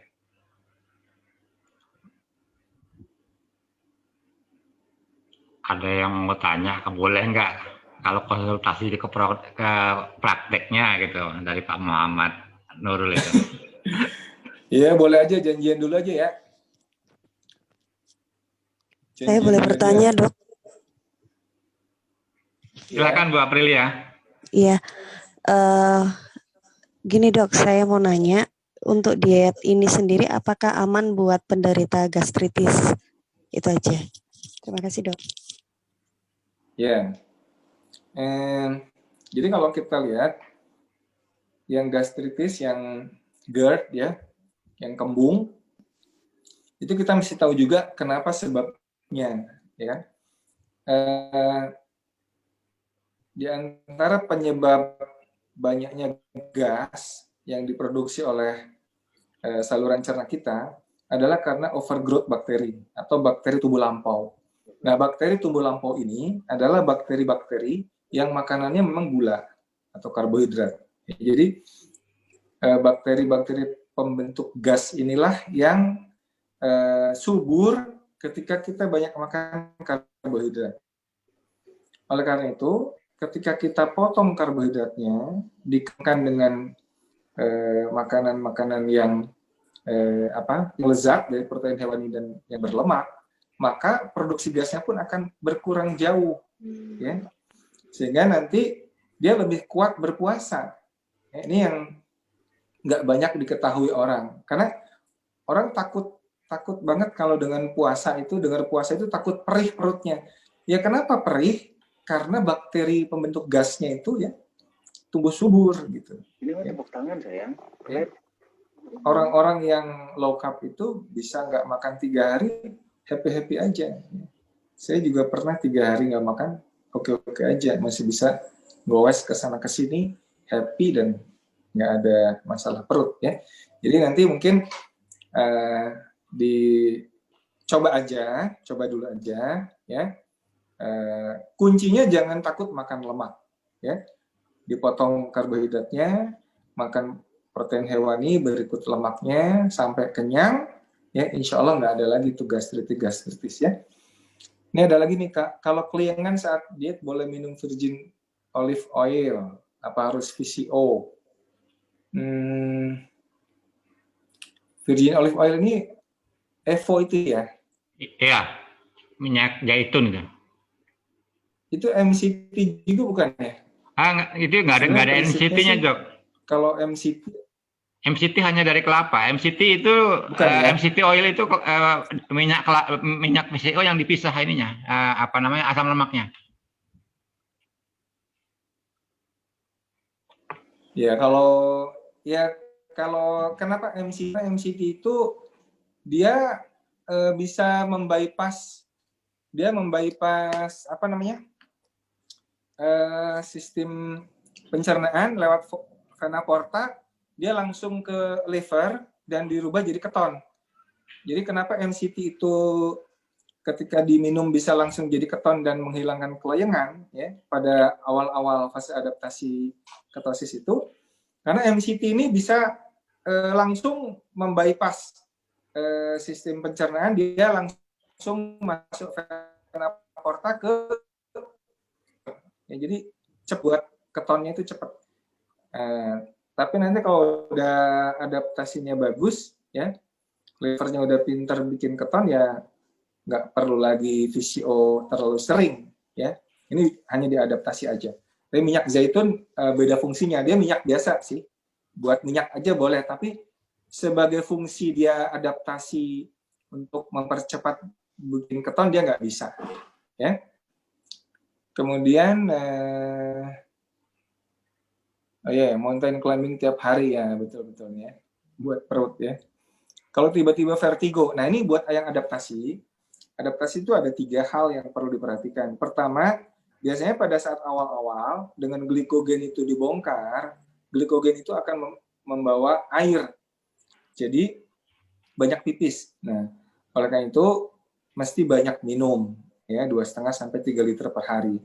Biasanya air itu juga bawa garam, maka harus minum ditambahin garamnya. Yang ketiga VCO, karena di awal-awal lever itu belum cepat bikin ketonnya, ya, kebutuhan keton tinggi. Nah, oleh karena itu butuh VCO, ya, ya mungkin 1-2 sendok diminum tiap 2 atau 3 jam, ya, atau pada saat beraktivitas, ya. Ya itu mungkin nggak lama, nggak perlu lama-lama, ya. Mungkin ya paling lama itu 2 minggu lah, insya Allah udah adaptasi, ya. Kemudian Itu ada yang raise hand, Dok. Pak siapa? Angga ya? Pak Angga sama Pak Igo. Iya, silakan. Silakan Pak. Iya Dok, mau bertanya Dokter Piprim. Ya, monggo. Kalau ini Dok, terkait asam urat, kan asam urat itu tidak boleh makanan yang sayuran hijau-hijau. Nah, sedangkan kalau untuk ketofastosis itu tadi bagus untuk kalau misalnya konsumsi sayuran hijau yang hijau-hijau. Itu gimana Dok ya? Terima kasih Dok. Ya, untuk asam urat, sebetulnya asam urat ini dia akan berbahaya ketika dia masih menjadi tergabung dengan karbohidratnya. Ya, kalau dia nanti glukosanya atau karbohidratnya memang dipotong, ya, kadar asam urat itu nggak masalah, ya, nggak masalah. Karena sebenarnya asam urat itu kan juga mekanisme pertahanan tubuh, ya. Asam urat yang tinggi itu selama dia nggak membentuk endapan-endapan asam urat, dia nggak ada masalah. Dan endapan itu akan terpicu ketika masih banyak karbohidrat yang masuk. Ya. Jadi coba aja tanya pada teman-teman yang sudah melaksanakan low carb ini, walaupun asam uratnya tinggi, dia juga nggak ada masalah, masih bisa lari, masih bisa apa, nggak ada bengkak-bengkak dan sebagainya. Ya, saya sendiri juga nggak ada masalah dengan isu asam urat. Ya. Jadi nggak usah khawatir, ya, selama kita jaga supaya insulinnya rendah, karbohidratnya rendah, insya Allah asam urat ini juga nggak jadi masalah, ya, nggak jadi masalah. Mas Igo. Oke, baik, terima kasih Dokter Piprim. Ya, monggo. Dok, saya tanya Dok, kebetulan saya pernah KF juga tahun yang lalu, sempat 3 atau 4 bulan lah, dan sempat berhasil 10 kilo juga turunnya. Nah cuma lepas habis itu, nah ini saya mau mulai lagi, cuma saya ada pengalaman dulu, awal-awal tuh sekitar sebulan awal tuh saya BAB-nya agak susah Dok. BAB-nya agak susah, kemudian PSS-nya itu sedikit banget. Itu apakah memang pengaruh dari polanya ini, dan bagaimana cara mengatasinya Dok supaya BAB-nya itu lancar dan ya lancar dan nggak sakit gitu loh Dok. Ya. Jadi BAB itu sebenarnya konstipasi itu juga terkait dengan stres juga, ya. Stres pikiran bisa juga berpengaruh. Mungkin salah satu siasatnya ya nggak boleh dehidrasi, ya. Karena kalau cukup cairan itu juga kotorannya juga akan mudah. Yang kedua juga kalau mau konsumsi serat-serat yang dibolehkan, ya, seperti cincau hijau, ya. Kemudian juga agar-agar, ya, itu juga bisa. Kalau di ketofastosis itu kan ada fase-fasenya, ya, fase-fase induksi, fase konsolidasi, fase maintenance ya. Kalau mau ikut yang itu kan ada di protokolnya itu. Tapi selama dijaga supaya tidur cukup, nggak stres, kemudian seratnya juga dicukupi, ya biasanya sih nggak ada isu dengan konstipasi. Konstipasi itu biasanya di awal-awal aja, dan setelah diperbaiki yang lain-lainnya itu biasanya sih oke-oke aja. Ya. Jadi nggak usah khawatir sih sebetulnya. Insya Allah konstipasi itu harusnya nggak jadi isu gitu loh. Dengan pola makan ini nggak jadi isu. Jadi salah anggapan bahwa dengan pola KF ini akan susah BAB-nya dan sebagainya. Biasanya orang-orang happy-happy aja. Biasanya juga happy-happy aja dengan pola biasa aja. Ya. Termasuk olahraga juga memperbaiki metabolisme pencernaan, Dok. Iya, betul. Olahraga resisten itu juga sangat penting. Jadi gini, ketika pola low carb ini memang nggak bisa satupun ditinggalkan. Ya misalkan gini ya, kita udah low carb, udah puasa, tapi mager gitu ya. Energi yang berlebihan itu jadi nggak ada salurannya. Gitu. Akhirnya nanti insomnia, nggak bisa tidur. Ya kan? Kenapa nggak bisa tidur? Karena kurang gerak. Ya kan? Energinya tuh berlebih-lebihan gitu. Jadi nggak bisa. Jadi satu aja terganggu, nanti mempengaruhi yang lain gitu. Makanya kan perlu olahraga resisten. Olahraga itu mesti ada resistennya ya. Jangan puas dengan jogging doang atau jalan-jalan berdua istri, ujungnya ke tukang nasi uduk gitu. Itu bukan olahraga ya. Jadi perbaiki olahraganya. Tadi seperti kata Mbak Be, ini kalau lihat dia pull up saya ngiri. Muter-muter nih Mbak Be Sidik. Apalagi? Selanjutnya Pak Muhammad Nurul Fadri. Ya, Bang. Iya, selamat malam, Dok. Ya. Ya, kasus saya sama seperti Mas Igut tadi. Saya bahkan kemarin sebelum puasa saya jalanin. Alhamdulillah 3 bulan jalan, mulai sejak bulan 2 saya coba sampai bulan 5 lah puasa itu setelah Lebaran. Alhamdulillah memang udah turun, bukan turunnya sih, karena memang sehatnya, karena kesibukan saya. Tapi turunnya itu kok saya rasa, saya lihat di kaca kok saya kayak kurus banget gitu loh. Yeah. Kayak kering gitu loh. Jadinya saya mungkin karena kurang imbangin olahraga atau apa ya. Jadinya, tapi pada waktu itu stamina dan apa semuanya jadi oke. Bahkan golf di bulan puasa juga itu jadi kuat gitu loh. Lah, masalahnya karena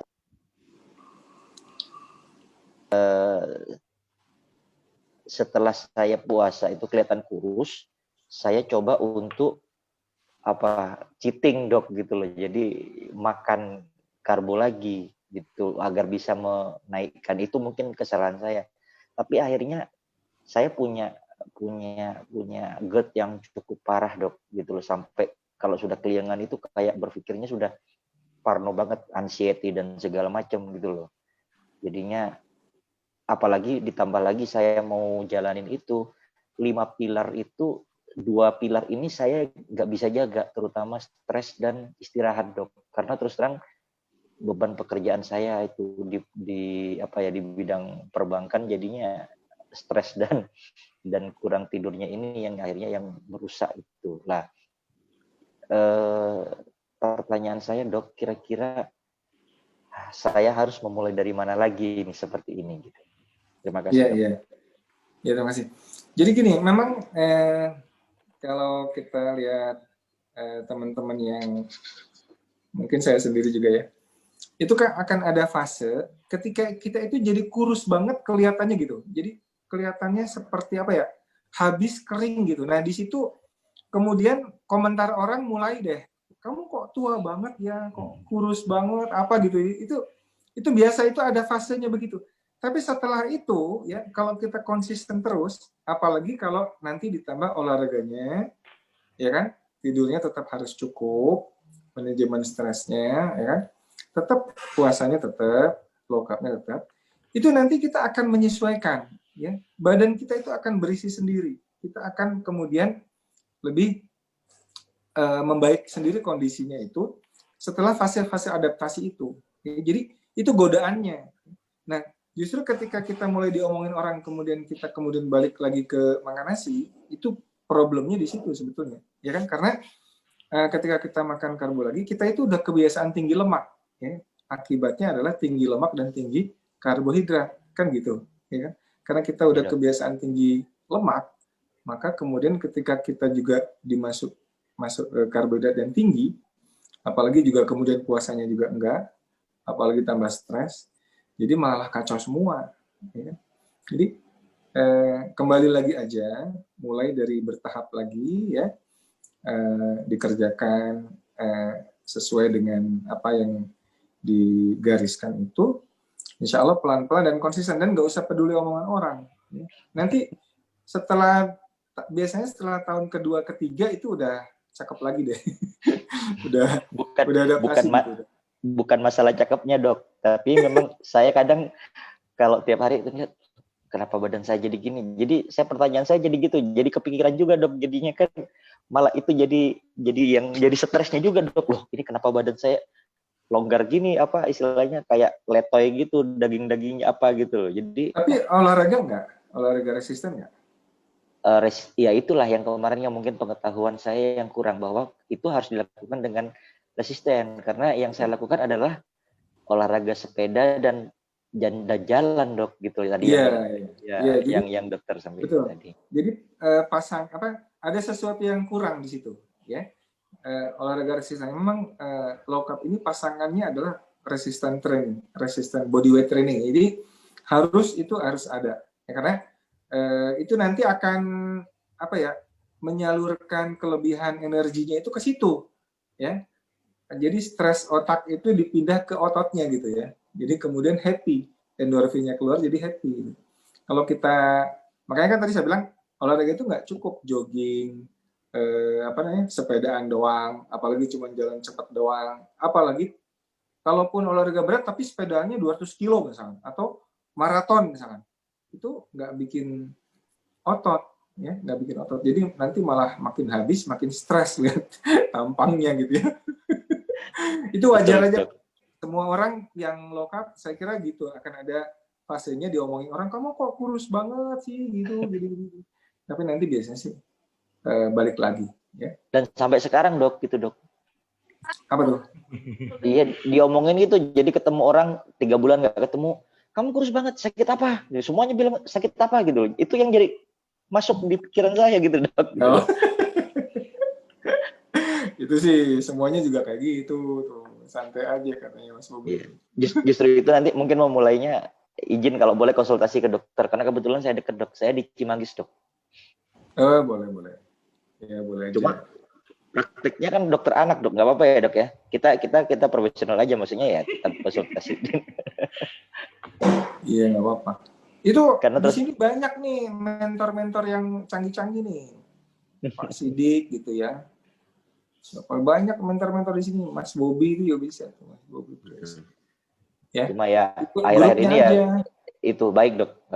Karena saya juga barulah newbie, saya newbie, cuma kemarin coba karena ada teman juga yang salah satu juga warrior di KF, dicoba memang turun berat badan saya turun dari 74 sekarang 68, 75 sekarang 68, Dok. 68 67 stabil gitu. Ya. Jadi itulah sebetulnya pentingnya komunitas, ya, pentingnya orang-orang yang satu ide, ya, satu pola lifestyle-nya, sehingga saling menguatkan, ya. Kalau enggak nanti diomongin sedikit goyah, ya. Saya juga sama, apalagi saya kan dokter, ya. Dokter itu ya banyak diomongin, tapi kalau saya sih cuek-cuek aja, yang ngomongin saya tuh malah makin gemuk, ya. Makin kondisinya dengan GERD dan anxiety saya gimana, Dok? Ya, GERD itu gara-gara kebanyakan bakteri yang bikin gasnya itu, dan bakteri yang bikin gasnya itu memang makannya karbohidrat. Oh. Kalau anxiety tadi itu kurang olahraga. Coba olahraga bikin otot itu. Olahraga itu bikin happy. Percaya deh. kalau kita banyak olahraga resisten tuh nggak perlu lama-lama, ya. Apalagi HIIT, kalau udah biasa HIIT, itu 15 menit aja udah kelenger. HIIT itu nggak perlu lama-lama. Ya. HIIT itu coba aja, bikin aja misalkan 40 detik sama 10 detik gitu ya. Itu udah kelenger tuh kalau 10 menit aja udah kelenger. Jadi olahraga resisten itu luar biasa, ajaibnya. Plank aja dok, kalau dia mampunya cuma 2 menit, 3 kali 2 menit aja. Waduh, sudah luar biasa. Plank itu keringetan itu, plank itu. Ya, plank itu luar biasa. Oke. Ya, coba diperbaiki lagi. Itunya jangan putus asa, kembali lagi. Cari teman ya, cari teman, cari mentor. Tapi kalau cari mentor jangan yang galak-galak, yang santai-santai aja. Baik dok, terima kasih. Oke, saya kira apa lagi ya? Tadi ada yang tanya dok, tapi di mana saya lupa. Dia tanya begini, kalau anak kurus, apakah bisa juga diet ketogenik? Nah ini kebiasaan dari kaum ibu ya, kan kalau dia anaknya terutama kalau di posyandu apa segala itu pada saat timbang badan di bawah batas ininya itu kan apa namanya itu panik gitu kalau disuruh ini. Sedangkan anaknya sendiri ya happy aja. Gimana dok? Apakah dia harus KF juga atau bagus atau tidak? Apa harus banyak protein? Monggo dok. Ya. Anak itu lihat aja di grafik tumbuh kembangnya ya. Tapi sebetulnya anak itu yang paling penting itu nggak stunting. Ya. Tahu stunting nggak? Stunting itu kan pendek ya. Tinggi badannya harusnya tingginya sesuai dengan potensi tinggi genetiknya. Ya. Tinggi genetik kan tahu kan tinggi badan ayah plus ibu, ya kan? Kalau laki-laki plus 13, perempuan dikurangi 13 dibagi 2 plus minus 8,5 gitu kan, itu tinggi potensi genetik. Nah, kalau malnutrisi kronis, anak itu jadi nggak bisa mencapai tinggi badan yang optimal sesuai dengan potensinya. Nah, yang stunting ini, ya tadi saya udah bilang, sebetulnya dia dicegah dengan asupan protein hewani yang banyak, asam amino esensial yang banyak. Nah, ini yang mungkin nggak banyak dibahas adalah jauh lebih penting asam amino esensial dan asam lemak esensial ya, untuk anak-anak. Ya, jadi tumbuh kembangnya insya Allah akan bagus ya. Nah mungkin kalau anak-anak kan memang dia nggak perlu puasa dan juga mungkin porsi karbohidratnya bisa langsung lebih tinggi ya. Kalau di fase KF itu kan bisa langsung fase maintenance ya. Artinya dia udah bisa langsung sayuran hijau ya. Jadi lebih longgar lah karbohidratnya itu dibandingkan yang sudah tua-tua ya. Jadi kalau anak-anak dia bisa itu insya Allah tumbuh kembangnya akan tercapai dengan baik asalkan asupan proteinnya cukup ya. Protein ini akan merangsang mTOR ya, mTORC sehingga dia akan tetap bertumbuh dengan baik ya, bertumbuh dengan baik. Jadi nggak usah khawatir sebetulnya ya, dibanyakin aja protein hewaninya supaya tumbuh kembangnya bagus ya. Jadi bukan justru malah dikasih Oreo, coki-coki, kasih Astor, wafer gitu ya, tapi ditambahin ikannya dan seterusnya ya. Oke, ini udah mau jam 10. Kurang 5 menit ya. Terakhir apa lagi nih dulu ya?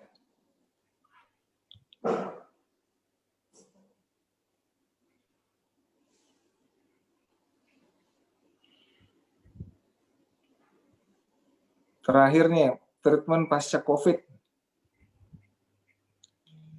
Telur digoreng ya, digoreng oke aja. Ya. Kenapa takut digoreng-goreng? Digoreng dengan minyak. Kita kan minyak itu teman kita ya kan. Asal jangan margarin. Pasca COVID, apakah ada protokol khusus? Setiap berapa lama MCU? Pasca COVID ya Emang kenapa COVID? Kan nggak apa-apa juga kalau pasca COVID. Pasca COVID-nya gimana? Pasca COVID masuk ICU atau gimana? Kalau kita pasca COVID-nya, gimana Mas Pak Panji?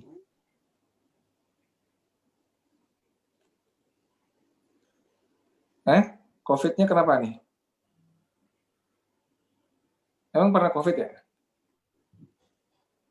Enggak. Oh, tanpa gejala. Iya, tanpa gejala biasa aja.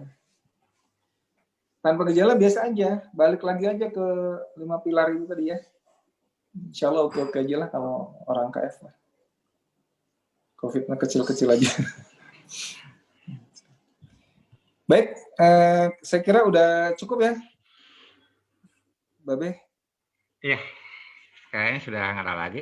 Buat pesan aja buat yang ibu menyusui bisa japri Mbak Sari Ajidin karena beliau juga gabung di grup ini Bu Sui. Jadi di sana kalau mau gabung lebih enak ya. Nah, ya. Buat yang ini apa namanya itu belum biasa olahraga, kita Sabtu Minggu ada kok olahraga. Nanti bisa dibaca di Keto Fitness atau di Keto Pastosis juga ada. Saya rasa itu aja. Ya. Monggo Dok, kalau dia ini tinggal 3 menit lagi penutupan. Ya, jadi saya kira ini mungkin nggak cukup ya. Cuman 2 jam ngobrol-ngobrol begini. Nanti mungkin bisa dilanjutkan dengan cari teman ya, cari teman, cari mentor, cari komunitas yang bisa saling menguatkan ya. Karena problemnya pasti sama sih, diejek-ejek, diomongin kurus banget itu biasa lah. Atau apalah macam-macam. Apalagi kalau buat dokter kayak saya tambah lagi dibulinya banyak ya. Tapi ya karena kita tahu berdasarkan ilmu, ya insya Allah nggak gampang goyah ya. Biasanya yang ikut-ikutan atau nggak punya temen atau hanya katanya malas baca, biasanya gampang goyah. Atau targetnya yang salah, jadi targetnya cuma nurunin berat badan misalnya itu juga gampang goyah. Ya. Oleh karena itu satu komunitas itu sangat penting, cari teman, cari mentor ya yang mungkin bisa saling menguatkan dan juga banyak baca. Sekarang YouTube juga banyak, apalagi kalau pengetahuan bahasa Inggrisnya lumayan, ya, itu bisa lihat di YouTube kayak Lockup USA, Lockup Down Under dan seterusnya. Ya. Jadi saya kira tetap semangat, mudah-mudahan masuk grup Keto Pastosis juga itu banyak di situ ilmunya, banyak sekarang ini apa TFH itu? Seminar sama ini apa namanya talk show from home. Talk show from home itu Mas Tio bikin ya. Besok ada besok malam ya. Ya, banyak yang pokoknya banyak cari ilmu, banyak cari teman, banyak dukungan supaya kita nggak merasa sendiri. Ya. Terima kasih. Saya kira cukup dulu ya. Mudah-mudahan bermanfaat. Saya kira direkam ya, Be ya.